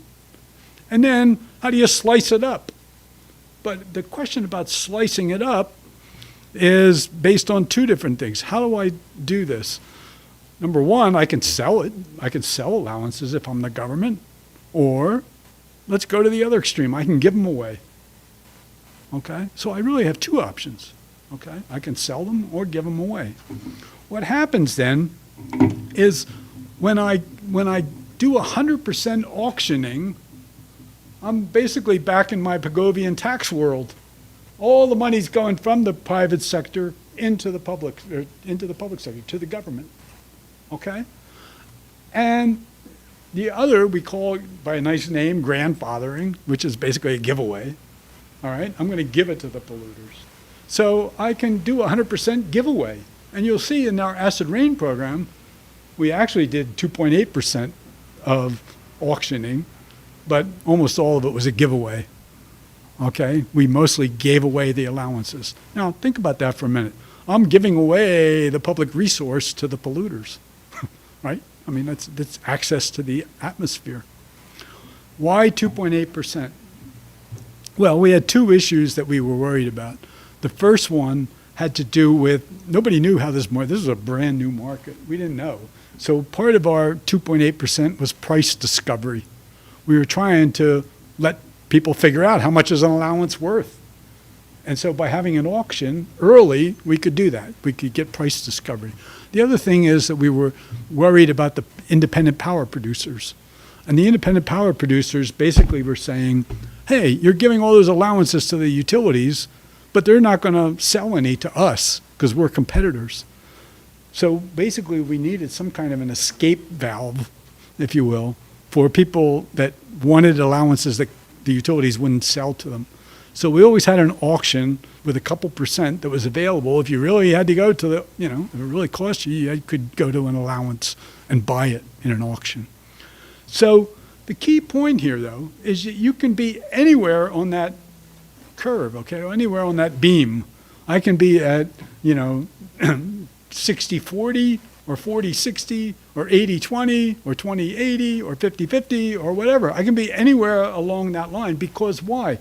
Because the allocation is not important from an efficiency point of view. The allocation is crucially important from a political point of view. Okay? And so now you can begin to think about dealing with what I would usually call the screamers. The people who are yelling about the regulation and the problems and all the things that they're having. And that typically would be things like coal companies. Okay? They didn't like the acid rain bill. Okay? So we could deal with you can actually literally give it away to environmental NGOs. You could give it to different kinds of players.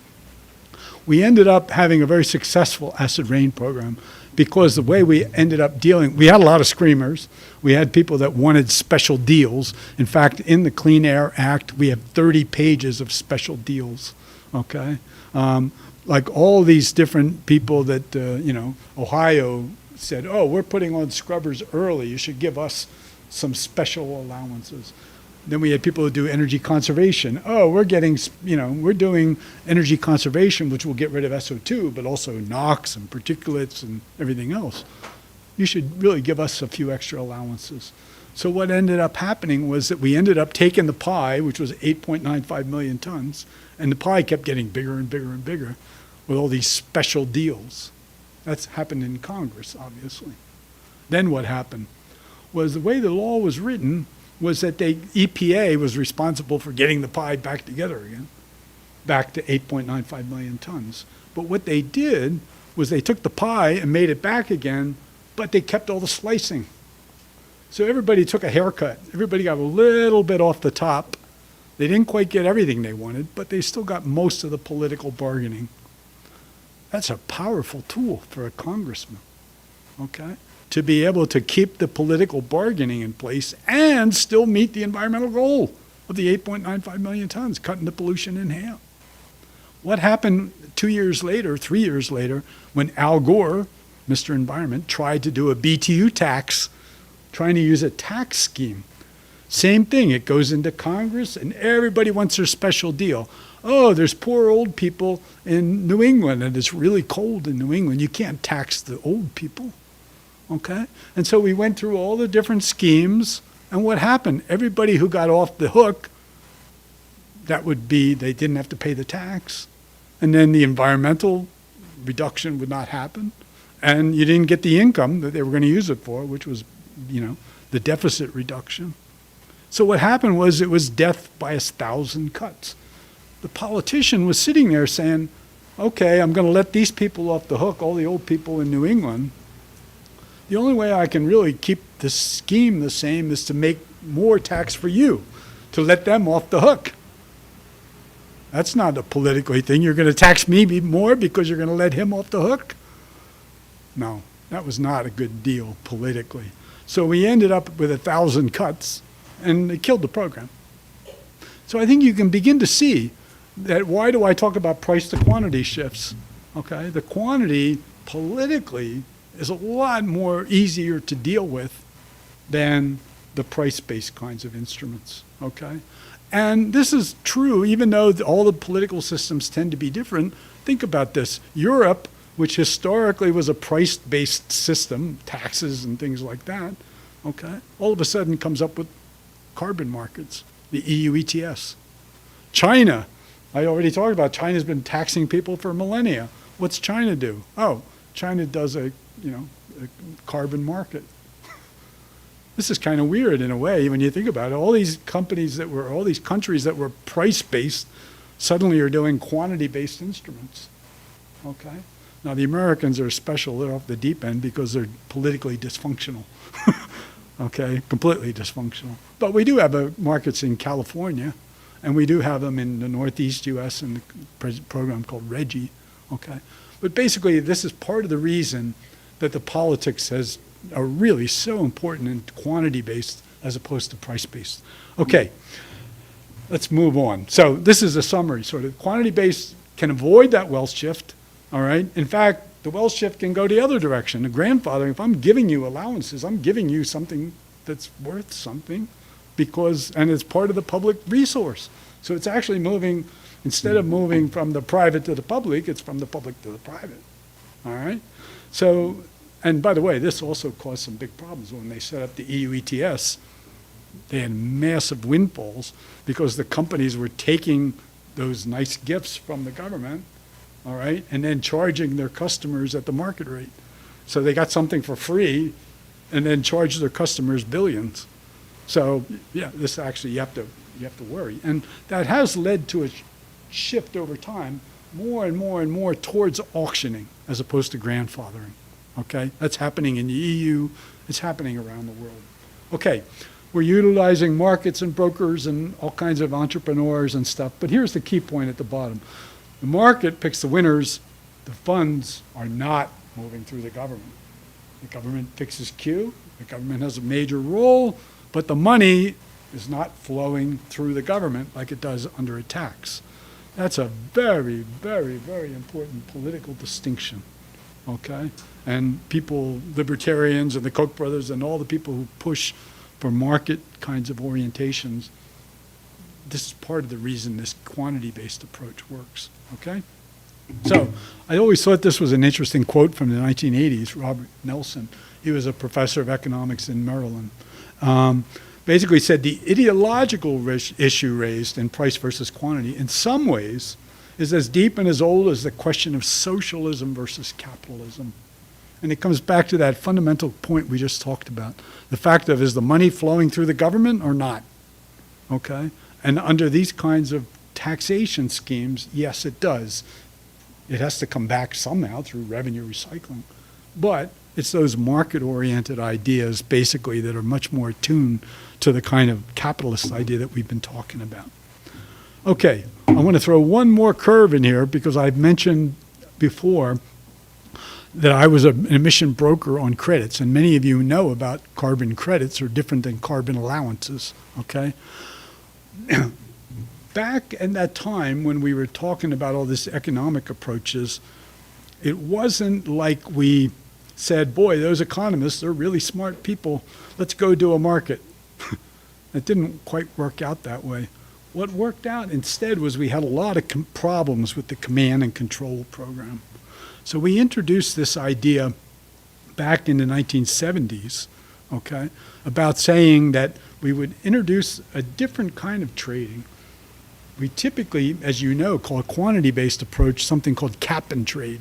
I'm going to fix Q, fix a cap, and then trade under that. This is a different scheme, which is called baseline and credit trading, okay? And from my point of view, it's more how engineers think about it. You have a certain baseline. In our program in the US, the baseline was the command control requirements for pollution control. Anybody who faced a really, really high cost because the government didn't handle the marginal cost right could do some kind of a program like this, where basically you would have a baseline, the command and control requirements, then someone who is doing better than that could sell. If they're below the baseline, they could get credit for that and sell it to someone who had trouble meeting the baseline, okay?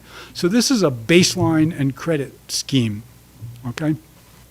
This was introduced in 1976, originally to deal with the problem of places like Los Angeles that had too much pollution and couldn't build new facilities. So when they moved it to what happened was, if I'm going to build a new facility in a really polluted area like Los Angeles, what we would end up doing is doing two things. Number one, you had to use super, super clean technology to clean it up, to clean up your new facility. And things like BACT were not good enough anymore. Best available is no longer good enough. We had to use something called LAIR, lowest achievable emission rate. Okay, LAIR.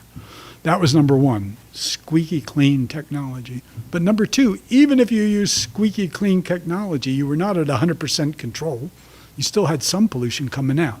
So you had to offset that from getting rid of pollution in Los Angeles, the same kind. So if you had 30 tons of volatile organics, you had to get rid of 30 tons of volatile organics in Los Angeles. And the question is, well, how are you going to do that? And the answer was that you had two options. You could pay someone else to over-control, to move up the marginal cost curve. You could do that. Or the more obvious one is to buy up some company and shut them down and use their pollution for yours. Okay? That sounds kind of crazy, but in fact, there's always, companies on the borderline of bankruptcy. Okay? And so you bought an old shoe factory. The shoe factory had all kinds of a warehouse full of shoes nobody wanted to buy. Plus, they had a shoe factory putting out pollution. So now you could buy that. That's a new asset. Nobody ever recognized this as a market originally. But in fact, when you look at the EPA writings and the regulations passed in 1976, nobody talked about it as a market. But economists quickly recognized that it was a market.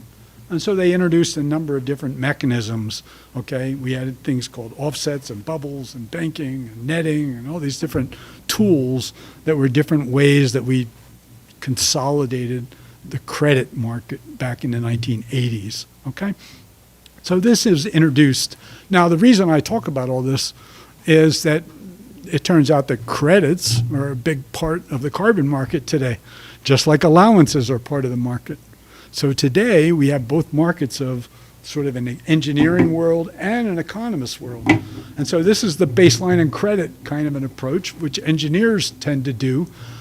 The credit schemes are all project oriented. So I do a windmill, or I do a efficiency project, energy efficiency or something like that. I generate credits. The cap and trade, notice, is the way an economist thinks about it, and that's based on allowances. And the difference, of course, is that allowances, economists put all of the emissions into the marketplace, whereas credits are just credits for beyond the baseline, okay? So there's a very distinct difference between these, and that's going to affect the way this market operates, the way the pricing operates, the way that we do MERV, the monitoring, reporting, and verification. All these things are different for these two different schemes.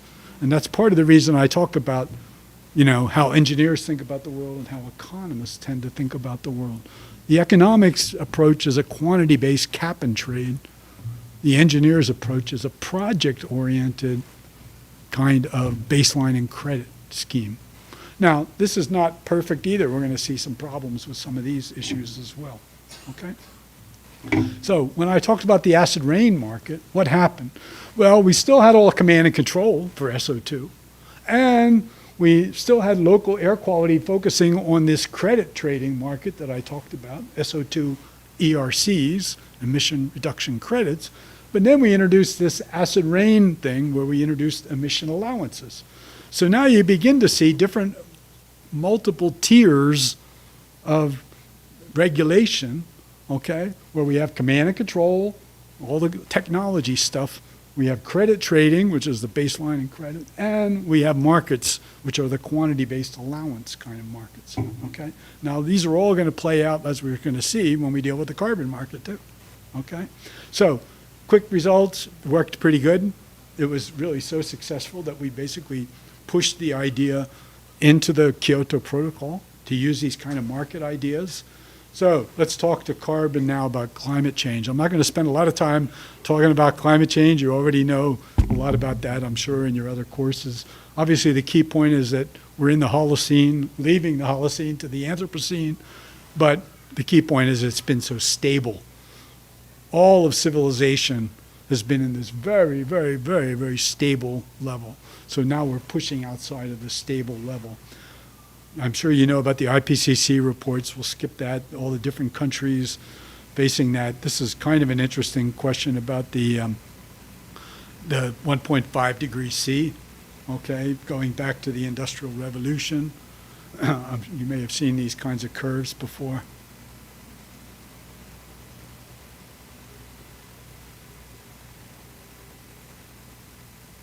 You can see we're pretty darn close to the 1.5, okay? And as many of you know, The Economist just had it on their cover saying, forget 1.5, it's not going to happen, okay?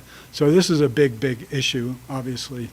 Again, this is some of the, what the decisions we're making now are obviously going to have very, very important implications for the future, okay? World Bank follows both price and carbon, or price and quantity-based carbon pricing. Okay, you can find all this kind of information out. You can see that 32 years after the first report, we got 34 emissions trading and 37 carbon tax. In terms of actual,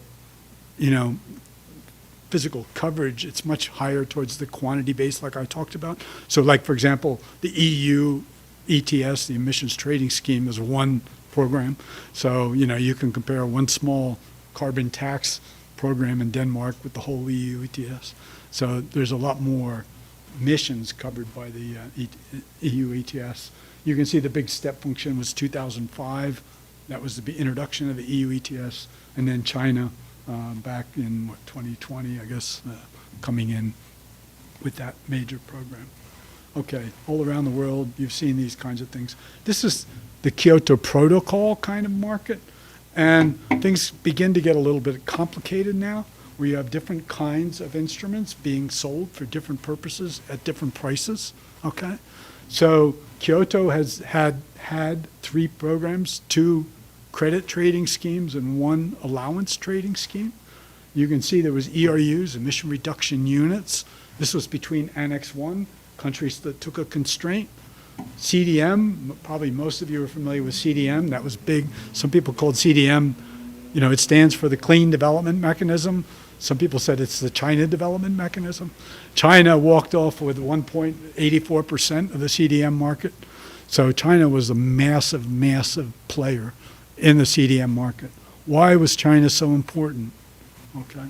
Well, it gets back to this question of how do you actually generate a credit? Because what's happened is the way we generate the baseline, okay, the credit actually becomes a counterfactual in the carbon trading schemes, which causes a lot of problems, okay, a lot of problems, different than the ERCs that we talked about that I was brokering, okay. The problem with a counterfactual basically is suppose I put a windmill in China. How do I generate a carbon credit in China? Where's the carbon coming out of a windmill? There isn't any, okay? So, you could look at some of the construction costs and stuff like that, materials, but basically there is no carbon there. I get carbon credits because if I didn't build a windmill in China, I would have built a coal-fired power plant.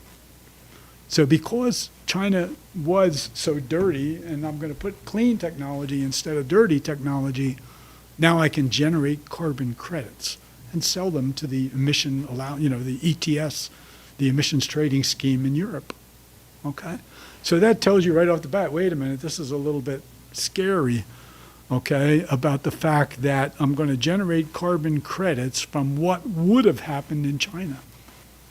Well, you can worry the same thing about what would have happened in Africa, what would have happened in the Philippines or India or anywhere else. So what happened was we set up very specific baseline determinations. How are you going to do the methodology, the baseline methodologies?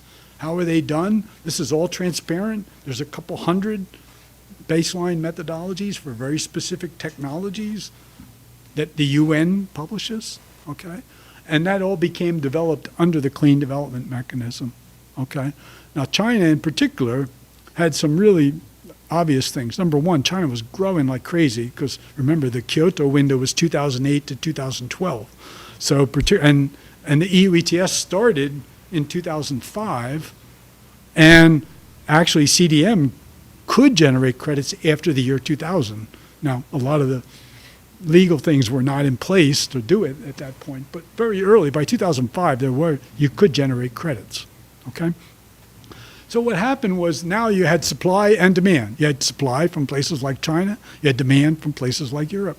So basically 2005 is when we started seeing a lot of carbon market transactions, okay? What happened was, number one, China was growing like crazy. They're putting up a couple 100,000 megawatts of power plants a year, okay, in that kind of time frame, okay? They were not taking a constraint. They were selling credits, okay? This was not a constraint like the industrialized countries, okay? This was credit generation. So they basically needed the energy. People were very, very comfortable with putting money into China compared to a lot of other developing countries. I mean, if you think about making investments in Africa or places like that, you start thinking twice, okay? But basically, the fact was that they could generate a lot of carbon credits, and people were very, very comfortable with making those kinds of investments, and there was a demand in China for that kind of energy. Now, think about it. I could build I could put a windmill into Costa Rica, too, okay? Costa Rica, as many of you know, is in Central America. It's a very clean, pristine kind of country. How many carbon credits would they generate? Well, if I didn't build a windmill there, what would happen? They would build another hydro plant. So where's the carbon coming out of the hydro plant? Well, there isn't any either. So you can see that even like the nature of China's carbon-based economy meant that there was a lot of potential for carbon credits, for the foreign direct investment, and for the energy needs. All those things came together, and China walked away with 84% of the market.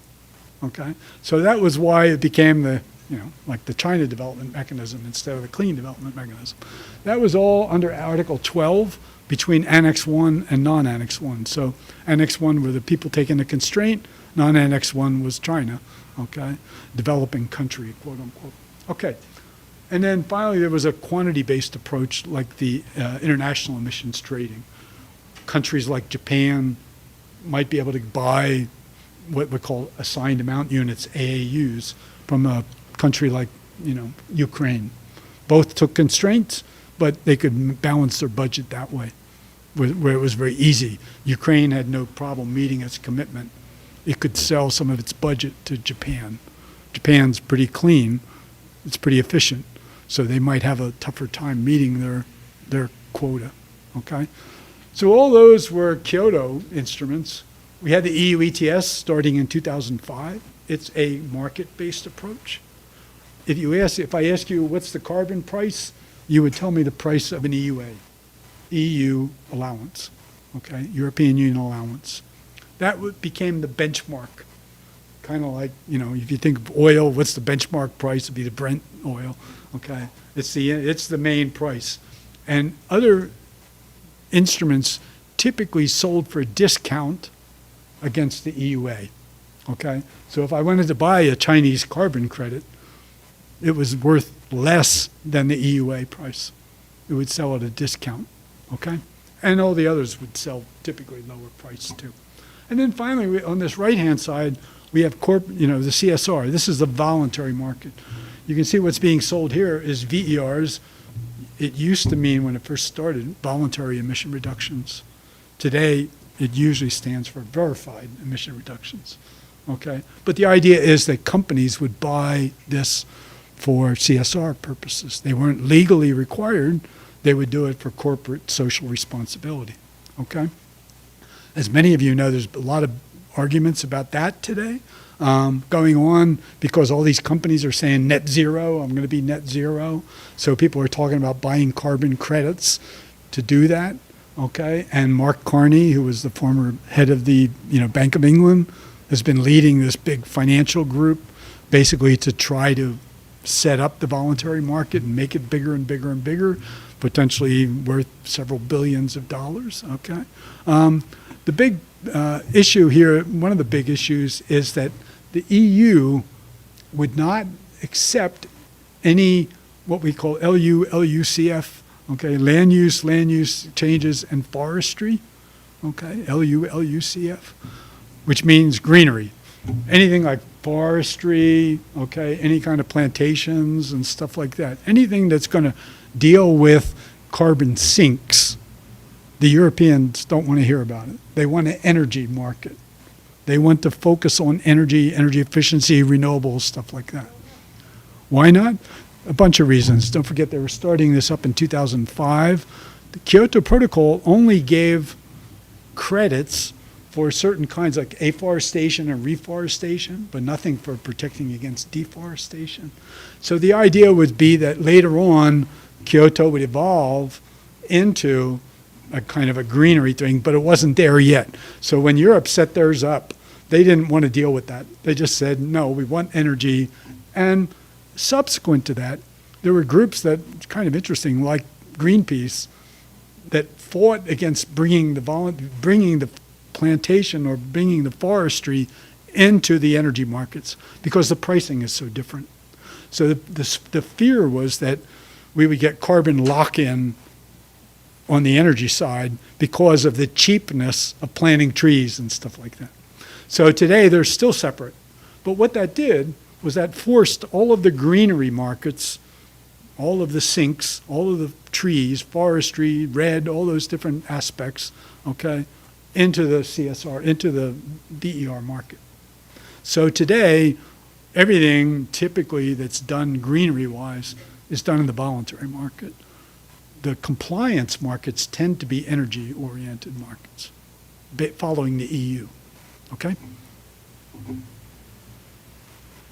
Okay, so we ended up with this split world after Kyoto. Annex 1, non-Annex 1. Annex 1 took a constraint. Non-Annex 1, developing countries didn't, okay? That was splitting the world into two. Europe bought the Chinese credits, okay, CDM, like we talked about. The U.S. walked away, and we can spend hours talking about what the U.S. was doing and not doing, okay? No developing country responsibilities, which was an important point in the follow-up, like the Paris Agreement and Copenhagen arguments and stuff like that, about what was going on, okay, after that. Because basically, think about that. That's meaning, like, you know, China was non-Annex 1, India was non-Annex 1, Indonesia, Philippines, all these major developing countries had no responsibilities. They had opportunities, they could sell carbon credits, but they had no responsibilities. And it was pretty clear that could not continue, okay? So the big thing that really happened was China walking away basically from their non-Annex 1 position and agreeing with Obama, because remember, the U.S. wasn't part of Kyoto either. So you had the two biggest countries, China, no responsibilities, but a lot of opportunities. The U.S. not even playing in the game. They came together before Paris and said, we got to change this. And both of them changed that. So that actually led to the Paris Agreement, which was a very big shift. We got away from this split world that happened under Kyoto, okay? So we went into Paris. The U.S. and China worked together, okay? For that, the French were incredibly diplomatic. They took care of all the problems that had arisen in Copenhagen 5 years earlier, okay? And again, the key point now was everybody got in the game. The Europeans wanted a very legalistic, structural kind of thing like Kyoto, which was very legalistic. They didn't get that. But what you did get was everybody in. So now everybody was making a contribution. That's what it's called, a nationally determined contribution. So that's a different scheme than under, Kyoto. And a lot of people say, well, there's no enforcement. You're right, there is no enforcement. We don't have any international policemen, okay? We have the UN who will send troops into various things, but even that, basically it's not going to be blue hat UN people, doing this kind of enforcement. That's simply not going to happen, okay? So everybody works basically to contribute to solving the problem. Everybody, okay? Now, a lot of people are arguing today about whether COP27, this everybody involved could be problematic going forward too, because everything has to be done by consensus. And maybe that's not so good anymore. Maybe it was good in the beginning, but maybe it's time for another shift. Just focus, for example, on the big 20, the big G20 or something like that, as opposed to 193 countries, okay? All right, but basically the idea was we would then go down to 1.5 degrees C. Okay, so in the Paris Agreement, you never hear the word carbon market. You don't hear the word market, okay? What you do hear is 5 uses of the word non-market, which was a legacy of what happened in Copenhagen. Copenhagen, the Europeans was Copenhagen was a Danish, so it was a European meeting, and it totally collapsed basically. And Europe was very, very upset. The deal was done in the back room with Obama and China and South Africa and India, 5 major countries basically getting in, and they were scribbling things on yellow pads on the last day. That's how the deal got done. Many of the people involved from certain countries like Cuba, Bolivia, Venezuela, Chad, they did not like the way that just these big guys had gotten together. So they wouldn't even vote they would take note of the Copenhagen Accord. They wouldn't vote on it. They wouldn't allow a vote on it, okay? So what the French did was very, very important. Leading into, before Paris, literally years before Paris, the French knew that they were in charge of the Paris Agreement. That was going to be a major one. So they started meeting with all these countries ahead of time, the ones that had voted adamantly against Copenhagen Accord. And that's how we ended up with a whole bunch of wording about non-markets. These are countries that tend to be socialists and tend not to like markets. But the wording, we have some really convoluted wording, ITMOs. Okay, this is internationally transferred mitigation outcomes. That's kind of like an allowance, okay? And we ended up with a credit mechanism that was never formally defined, but most people call it a sustainable development mechanism. But these are different articles, okay, and the non-market approaches, which also were built into this to deal with the politics, to deal with the geopolitical situation. So Paris was a major step, okay, in terms of how they could change. Now, many of you who follow this, I don't know if you follow COP27, we ended up, COP26 was where we were really pushing what are the laws or rules for ITMOs and Sustainable Development Mechanism. We're still arguing about that, and it got kicked to next year too, okay? So in other words, when they just finished the one in Egypt, the meeting 2 days ago, it got kicked into next year. They were not able to resolve the issue. They're still arguing about a number of things. They're still arguing legacy of the CDM, what happened to those credits. They're arguing now about removal units, which have to do with things like CCS, carbon capture and storage, DAC, direct air capture. How do we incorporate those into the carbon market? And questions, obviously, about the role of the voluntary market, okay, as well, for net zero and things like that, okay? So there's a whole bunch of issues. We could spend all kinds of time. I still want to move on to other things, so we could come back with your questions with these, okay? But the key point is people don't like taxes, so problem with the price-based system. And the allowance problem, the quantity problem, is the prices have been too low, okay, to get major changes. Okay, now that's beginning to change in Europe, all right? But those are the 2 big problems. People don't like taxes, and it's hard politically to get that done, and the allowance prices are too low. Why are they too low? Well, because governments are reluctant to push Q too hard, okay? In other words, they're going to make it easy to meet Q as opposed to hard to meet Q. If you have a totally, really tight quantity, the price is going to go up, all right? So this basically, let's call it a government failure to be too aggressive, okay? So that raises some real question. So if we talk about all this economic efficiency, everything, how efficient is it to have policy failure, okay? I mean, this is a real question. So even people who are pushing, like Tom Rand or Canadian, even people who are pushing climate capitalism, which is these neoclassical ideas, they're saying, well, that's great, most efficient solution and everything, but That's not the only game in town anymore. Now we need to get things moving, get things happening. And similarly, you can see this is Mark Jacquard. He's a professor at British Columbia in Canada, saying basically, well, yeah, carbon pricing, that's great, except, that's for people who want to make things efficient, all right? But that's not everybody worries about that. So the question is, what are we going to do about that? What could we do to change price and quantity to push the game, to push things further, okay? So I'm going to very quickly go through a bunch of different things we might do. Number one, rethink the economics, okay?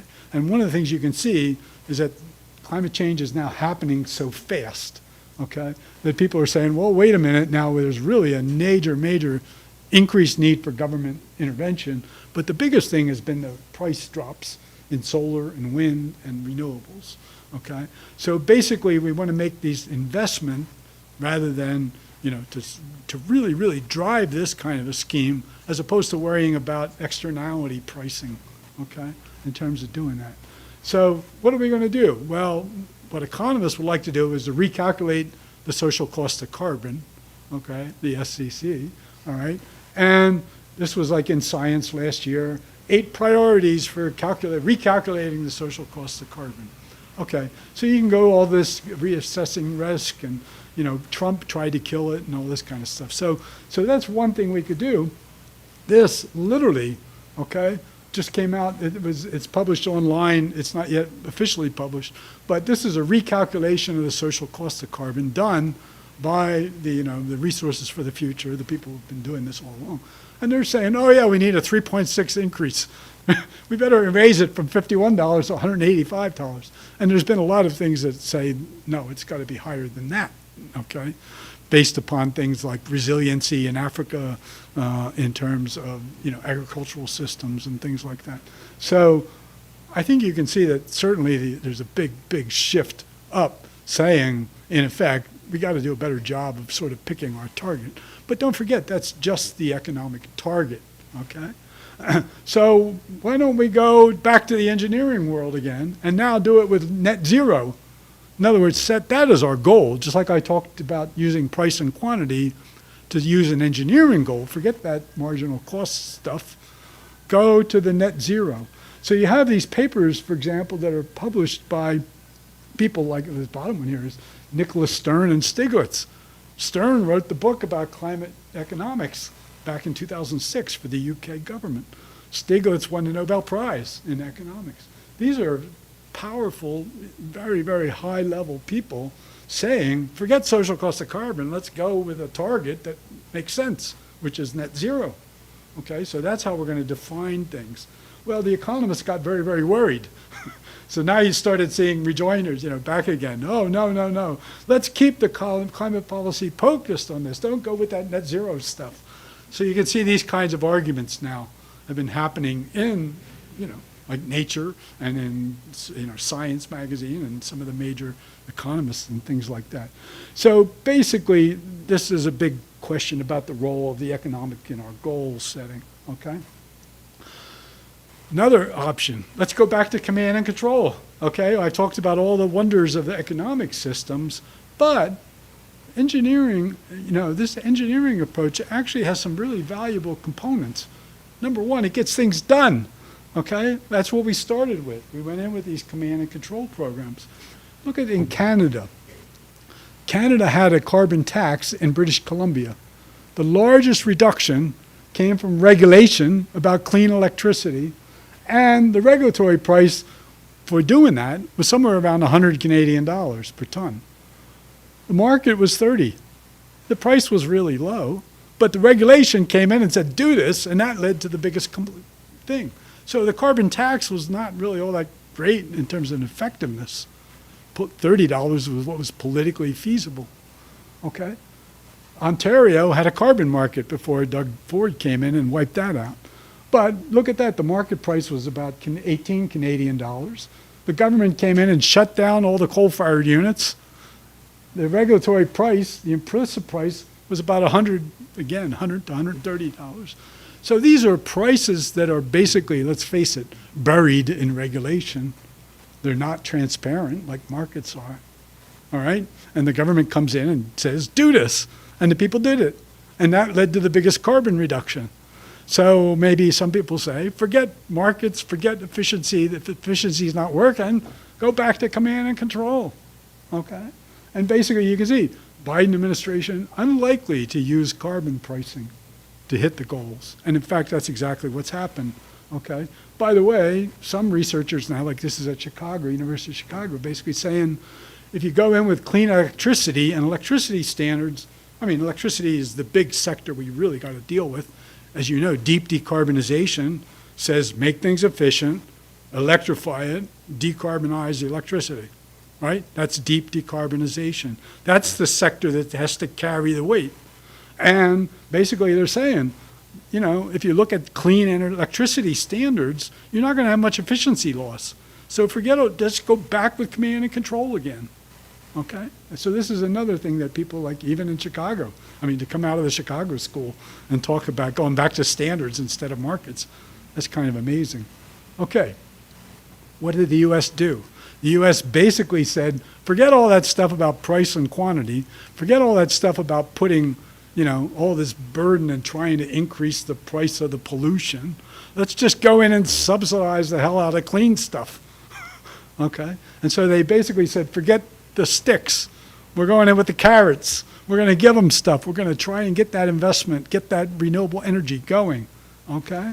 So basically you can see this just happened in the last couple months. Okay? We don't have any carbon pricing in there, basically. I shouldn't say that. There's one carbon pricing issue. But you can see it's subsidies for EVs, subsidies for nuclear power, subsidies for everything. In fact, there's a whole list of all the different clean energy incentives, clean manufacturing tax credits, clean fuel vehicles, clean everything, blah, blah, blah, blah, blah. Pay, basically. This is basically the China model, right? I mean, we've been seeing industrial policy in China for years, okay? This is basically saying, do it this way, forget all those externality theories, okay? So it was kind of interesting. Just the other day, this is from November 18th or 15th or something. This is Paul Krugman, another Nobel Prize winner. In fact, a carbon tax by itself would be the wrong policy, even on purely economic grounds. That's kind of amazing. Pollution is a negative externality. Green energy has positive externalities. So the decision to invest in renewables pays benefits. He's now talking about positive externalities as well. Now, he doesn't say get rid of the negative externality tax. You'll notice he even says there, carbon tax by itself. Okay? So he's basically saying, well, do all this goodies with the industrial policy, but keep the carbon tax too. Okay? But it's no longer solely that. Okay? Well, there is one stick which is aimed at the oil and gas people and methane. Because one of the things, as you may know, is that we're realizing that we've grossly underestimated methane. So there's a lot more on the oil production and just all kinds of sources of methane that we're realizing that we've just been totally underestimating. So now there's a fee for methane, basically trying to get the oil and gas people to do that right. But even there, they gave $1.5 billion in compliance subsidies to help people do monitoring and measuring and stuff like that. Okay. Okay, Bill Gates wants to focus more on technology. Okay, and he makes a very interesting point, basically saying that there's a green premium. Okay, and that's, you know, I can do something the way I do it today, or I can do it at zero carbon. And the problem is, why don't I do it at zero carbon? Because it costs more money. And that's a premium. I got to pay more to get zero carbon. So what the purpose of the government and the purpose of company R&D should be is to target that green premium, to get it down so that people adopt the technology. Get the price down so that it costs as much or cheap, is just as cheap to do it the right way as opposed to with carbon, okay? So he's not against carbon pricing. He just says there's a whole bunch of other things, clean electricity standards, clean fuel standards, clean product standards, and carbon pricing. That's part of the game. So you can see what's happening here is there's a push now, which is basically what Biden bought into, okay? And by the way, Bill Gates talked to Manchin. He was the West Virginia senator who was the linchpin of this whole thing. So pushing this idea basically to do the industrial policy as opposed to that, okay? So a lot of this has to do with, you know, people like Mariana Mazzucato, who's basically the bottom line down at the bottom is just don't fix the market, create the market. That's the whole point, basically. It's just instead of dealing with pollution externalities and fixing things, you can always make a coal-fired power plant more efficient in terms of coal-fired plants, but you got to change the whole world. You got to get solar and wind and get rid of the coal, okay? So that's a big, big sort of shift in thinking. Again, markets sort of moving towards this industrial policy, okay? That's really what it boils down to. And then, I just talked earlier about the tech focus. What we've shown is by looking at the deep decarbonization, which is make it efficient, electrify it, decarbonize the electricity. That's really, really good from a, macroeconomic approach, okay? It really works. If you look at all the numbers, okay, you can find that, okay, we got positive economic gains in 7 of the 9 census regions. The 2 that don't are the ones that are pulling out oil and gas and coal, okay? The regions that are mining are not going to do well under this kind of scheme. But most of the country will do well. And you can see we can decrease our energy costs as a percentage of GDP, and you end up with a better system, okay? It's actually going to be physically better, okay? Another group looks at flex regs, and basically what they're saying is think about various kinds of things that are easier than cap and trade. And that basically comes along the lines of feed-in tariffs and also RPS, the Renewable Portfolio Standards. So these have been used in China, in the US, in various places. So the whole focus is to try to move away from an externality, negative externality, towards setting quotas for renewables and using these. And you can see that it tends to be much more prescriptive and tends to be easier politically than the kinds of, cap and trade and carbon taxes and stuff like that, okay? So you can see in California, I mentioned the California market, but that's only going to get 16% of the reduction, okay? It's not going to get it all. It's a small part. And you're using all kinds of different emission standards and efficiency standards and things like that. Okay, in the past, we've done that with renewables too, the RPS and the feed-in tariffs, okay? China has used both of those. The US has mostly been market. Europe has mostly been feed-in tariff, okay? We also can use the credit trading schemes for energy efficiency. India is a big leader in that, okay, in terms of doing that. We also see this price, I talked about a price to quantity shift. That's actually happening now in renewables, where you're getting this price to quantity shift. Feed-in tariffs are like price instruments. RPS, Renewable Portfolio Standards, are like quantity. So you're getting this price to quantity shift happening in renewables, mostly because of the problem with feed-in tariffs in Europe. In other words, they're seeing this as price supports, okay? So you're really getting this transition happening as well. This is an interesting one, which talks about saying you just can't, tax and do the negative things. What you should do is increase the rewards for being good guys. So it's not just say, you're a dirty polluter, pay more money. It's also, if you're doing good things, you should be able to earn money, okay? Doing good things. And the idea is introducing a risk cost of carbon. If you're reducing risk, you're going to do that. Now, what's interesting about this paper is that it was written up in a fictional story, okay, which actually cites that paper that we just talked about. It's kind of weird to see a fictional science fiction writer, okay, like the Ministry for the Future. This is a really fascinating book, okay, which talks about, taking that, introducing something called complementary currencies for climate change, which basically is going to use blockchains and all kinds of stuff, but it's going to be run by central bankers. It's not going to be run by environmental agencies. So it's kind of fascinating.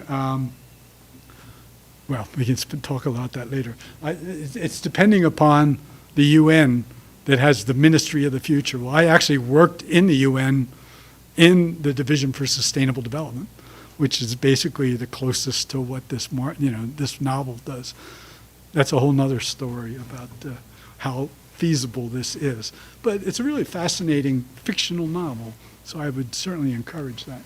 Okay, couple other things, and I'll just wrap this up because we don't already spend too much time. But this is the idea now of carbon debt. If you go beyond your quotas and you're dumping carbon into the atmosphere, you should pay for the atmosphere storing the carbon. And you should now have a debt obligation, just like you get charged interest on a debt. Well, you should have to pay interest for the carbon that's stored in the atmosphere, okay? And do that with a carbon reduction. This is another approach that's very similar with a carbon take-back obligation, which is now targeting the development of CCS, the carbon capture and storage. They want money invested into that. So you basically have an obligation. If I dump carbon into the atmosphere, I have to take it back. How do I take it back? Well, I basically got to pay someone like a direct air capture or something like that to do that. So these are different schemes. In fact, some of the same people like Miles Allen and people like that have laid out these economic schemes, and you can see there's different aspects. You can dig into this. The papers are available in terms of doing that. A climate club, Nordhaus, as you know, won the Nobel Prize, basically saying we should have clubs which are like groups of people that want, countries that want to do the right thing, okay? This actually was kind of a strange thing, but it was written by a Johns Hopkins guy, so I also have to. This is Taglia Pietra, who's at the Bologna Center, and he also works in other things. But you can see US, Europe, and China to get together, okay? Another idea is to say, forget all this price and quantity stuff, let's shift over to the macro side, and then do some of the post-Keynesians and the neo-Keynesians. This is the MMT, the magic money tree that some people call about modern monetary theory. Okay, I don't know how many of you are familiar with that. When I showed you that novel that was written that talked about, MMT, it's a way that basically talks about structuring the economy in a different way. It's a very sort of almost post-Keynesian kind of an approach, which uses a lot of government spending. You only use taxes when inflation gets out of hand. Okay, that's basically the idea. Taxes do, like Republicans say, act as a throttle on the economy, but you only want to do that when you have inflation. Okay, so we have the Green New Deal would come under some of these kinds of schemes. Okay, the U.S. New Deal, which was very, very strong for how FDR saved capitalism. Europe has a Green Deal, okay? If they call it a Green Deal, it's not a Green New Deal like this, the Green Deal here. The idea is, the key point about this, the Green New Deal, is it would minimize the role of price to quantity. Basically, it's saying, forget the micro stuff, go to the macro side. So all these are macroeconomic, central bank kind of organizations, okay? And then we can follow it all the way through with Marxism, like we talked about eco-socialism and stuff like that. And that's, okay. Marx's second contradiction, as opposed to the first contradiction that, basically people are all, you have that labor theory of value, and Marxism is going to get rid of labor, or capitalism is going to get rid of labor. That's one of the contradictions. Well, now he also says, the eco-socialists say, that capitalism is fouling its nest, so it's never going to be able to be sustainable, okay? So, okay, well, we can go into that. The final sort of things here, you can see that China's doing the price to quantity. They're doing a quantity-based scheme. There's a big focus now on this authoritarian environmentalism. Some people from NYU, Shanghai looked at that. Is this real? And basically what they said was they didn't find authoritarian environmentalism. What they found was environmental authoritarianism. They're using the environment as an authoritarian mechanism, okay? The Americans are dysfunctional, but at least they got this bill through, okay, which was really important. It's basically an industrial policy bill. They didn't do anything on carbon pricing at all, okay, except for that methane that I talked about.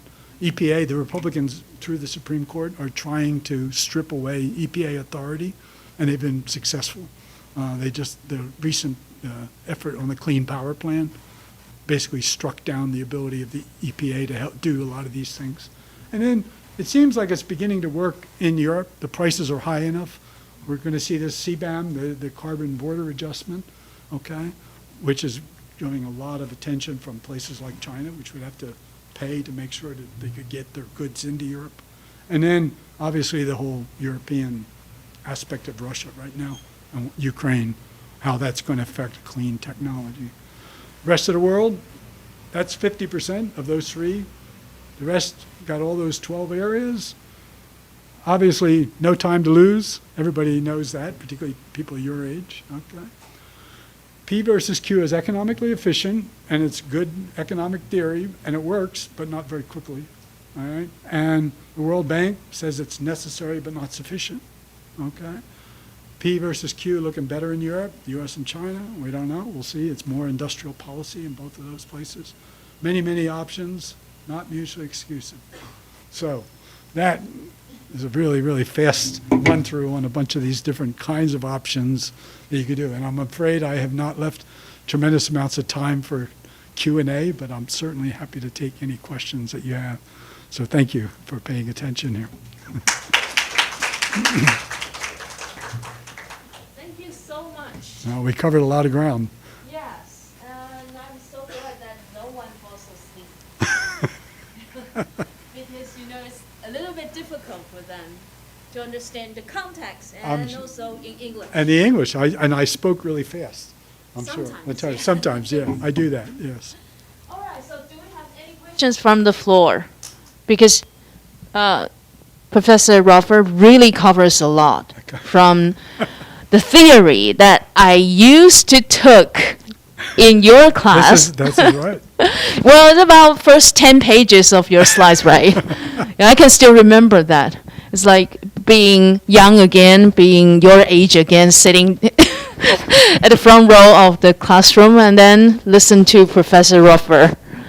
So, but then from theory to the reality. And do we have any questions? Because there are, you're getting a bargain here today. 他上课都是在美国的 ，sorry in Chinese. Please, no, go ahead. We're in China. 都在美国的常春藤大学教书。你要知道一个学分多少钱？你们今天在这里听这个演讲是付怎样的学费 ？Okay, I'm saying that you're teaching in Ivy League, and how much would be the tuition fee to sit in your classroom? There you go. And then they got bargain today, right? So anyway, do we have any questions? Just it's such an opportunity. Right. What the heck Maybe was it's that about? too much to digest. Too much, yeah. So I have just quick questions. Please. So what you just mentioned that Bill Gates says, let's find a new technology, and reminds me of the latest movie, Don't Look Up. Don't Look Up, yeah. Yeah, have you watched that I movie? saw that movie. That's a stupid movie. But it's like basically ignore the threats, ignore what is happening. No, it's very, in its own way, it's pointing out about the media and how superficial the media is. I always thought it was, even years ago, I remember back, I think it was around 2012 or 2013, I saw a study of how much time the major media spent talking about climate change and then talking about how much they talked about Donald Trump. And this is like 4 or 5 years before he was elected and before he became president. And that was part of it. It was like he had a big media presence, and Louis, but they paid so much attention to him, which was all nonsense of stuff and things like that, compared to things like climate change. And part of the problem is obviously that climate change is so difficult for most people to understand in terms of just the science, in terms of doing that is not simple. And it's also very difficult psychologically for people because, especially for people your age, okay? I mean, I'm an old guy now, okay? And so I've been doing this all my life, dealing with the pollution control. But for younger people, when they see this kind of transformation, kind of changes, obviously that's very, very difficult. But I do think it's really important, and this is something I try to get across in my classes too, that there really is tremendous, tremendous change happening. And it's hard sometimes on a day-to-day basis to see it. But remember I told you I was a guy who didn't have a calculator in college, okay? And so literally the technology and the price drives and the kinds of things like that that are happening now with solar, with wind, with artificial intelligence, with all those things, it's really going to be a stupendous transformation of society. And that's happening. It really is happening. And it's hard. I'm reading a book right now. Actually, I don't know if I should recommend it. It's people's. It's a book called Where's My Flying Car? Okay. And it basically is saying everybody thought back in the 1960s we would have flying cars, but we don't today. Why not? Why don't we have flying cars and stuff like that? And it's now talking about the transformation, about the way this is beginning to happen, okay, in terms of the kind of transformation about, just bringing about these kinds of radical changes. Now, the problem we have, particularly, I mentioned the U.S. being dysfunctional politically, transformations like this, there's a lot of coal miners that lost their jobs. And we have West Virginia as a state, a coal mining state, okay? And they held the swing vote on the climate change thing. And actually it was Bill Gates who talked to the senator who helped push along the idea. Bill Gates has this thing called the Breakthrough Company, okay, pushing the different kinds of technologies, doing this kind of thing. So it really, politically we're having difficulties, particularly in places like the U.S., but we see it everywhere. In Europe, we see it in Russia, we see it in other places. So there are these kinds of political changes that are happening, and sometimes those bad things sort of really cover some of the really good and powerful kinds of things that are going to change the world. So from my point of view, people like yourself who are in this now, there's a phenomenal world out there that's really, really going to be incredibly different. So when you get to be my age, you'll look back and just think, my God, that was like so amazing, such a radical kinds of transformation that happened, okay?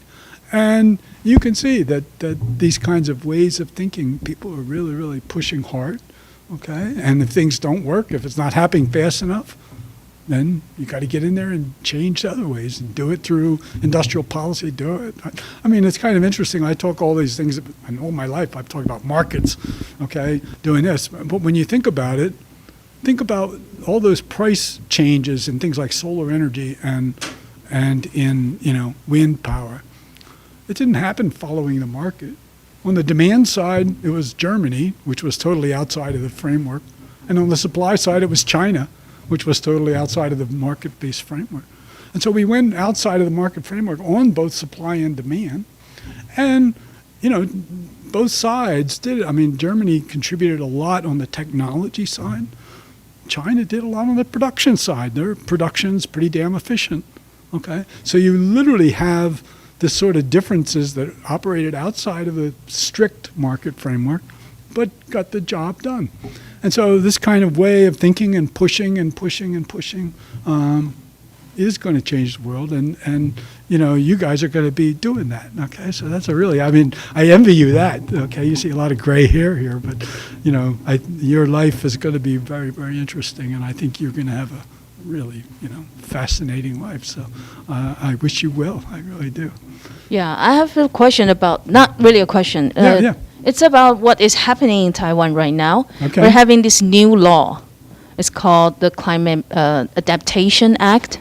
Okay. And then rumor says we're going to set up the price for equivalent to $9 per ton of CO2. Okay. And the IMF says that that's way too low. Mm-hmm. And what do you reckon? What do I reckon? Well, you saw the numbers there with the social cost of carbon, right? I mean, in terms of that, and that's $185 per ton, which I think probably is a little bit towards the low side even now. Because, it's kind of weird. And economists, I respect economists, but if you look at that change, what was really driving the change? It was the change in the discount rate. That was actually the major factor.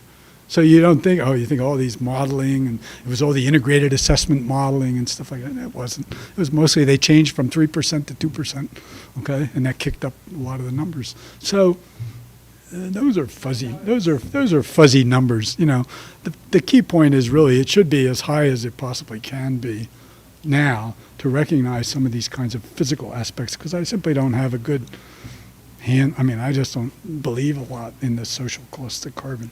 You have to have some price. I mean, you don't want to have zero price, right? In other words, that's not a true price either. Okay, so zero is that's historically what was done. We never took into account. So yes, you do want to have pricing on these things. You want polluters to have to pay for that. That's right. But the question about how closely the government can set those prices and things like that, that's pretty hard to say, but I would say $9 per ton is very, very cheap. Yeah. So you want to be much, much higher than that. Yeah. But then it's a political decision. But these are, people do politically what they can. And that's why it's kind of interesting in a sense that so many of these command and control things can, let's be honest, what's happening here is you're burying the cost so people don't recognize it. That's what happened in Canada when they did those regulations I showed you. Okay, some things are very, very visible and some things aren't, and that's one of the aspects of it. It's hard for governments. I mean, I would make a very, very poor politician. I studied political science, but I would make a very, very bad politician because I would be saying, "What are you stupid or what?" This is, I guess, yeah, exactly right, exactly right.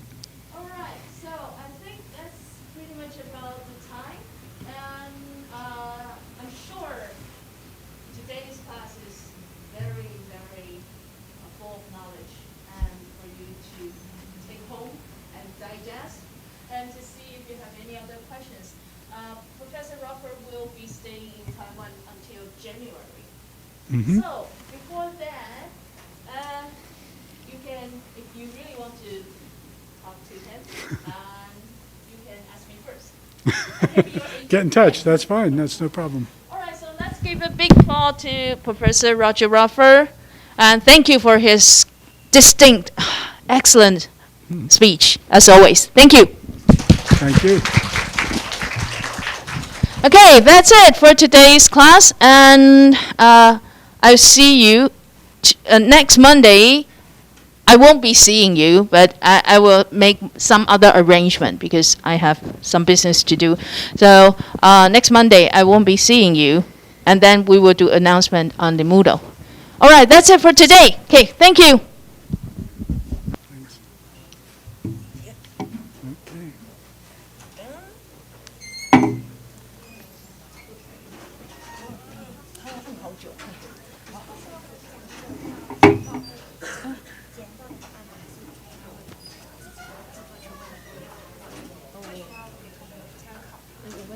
Is it okay for us to have your slide? Sure, no problem. Is that okay? Or you?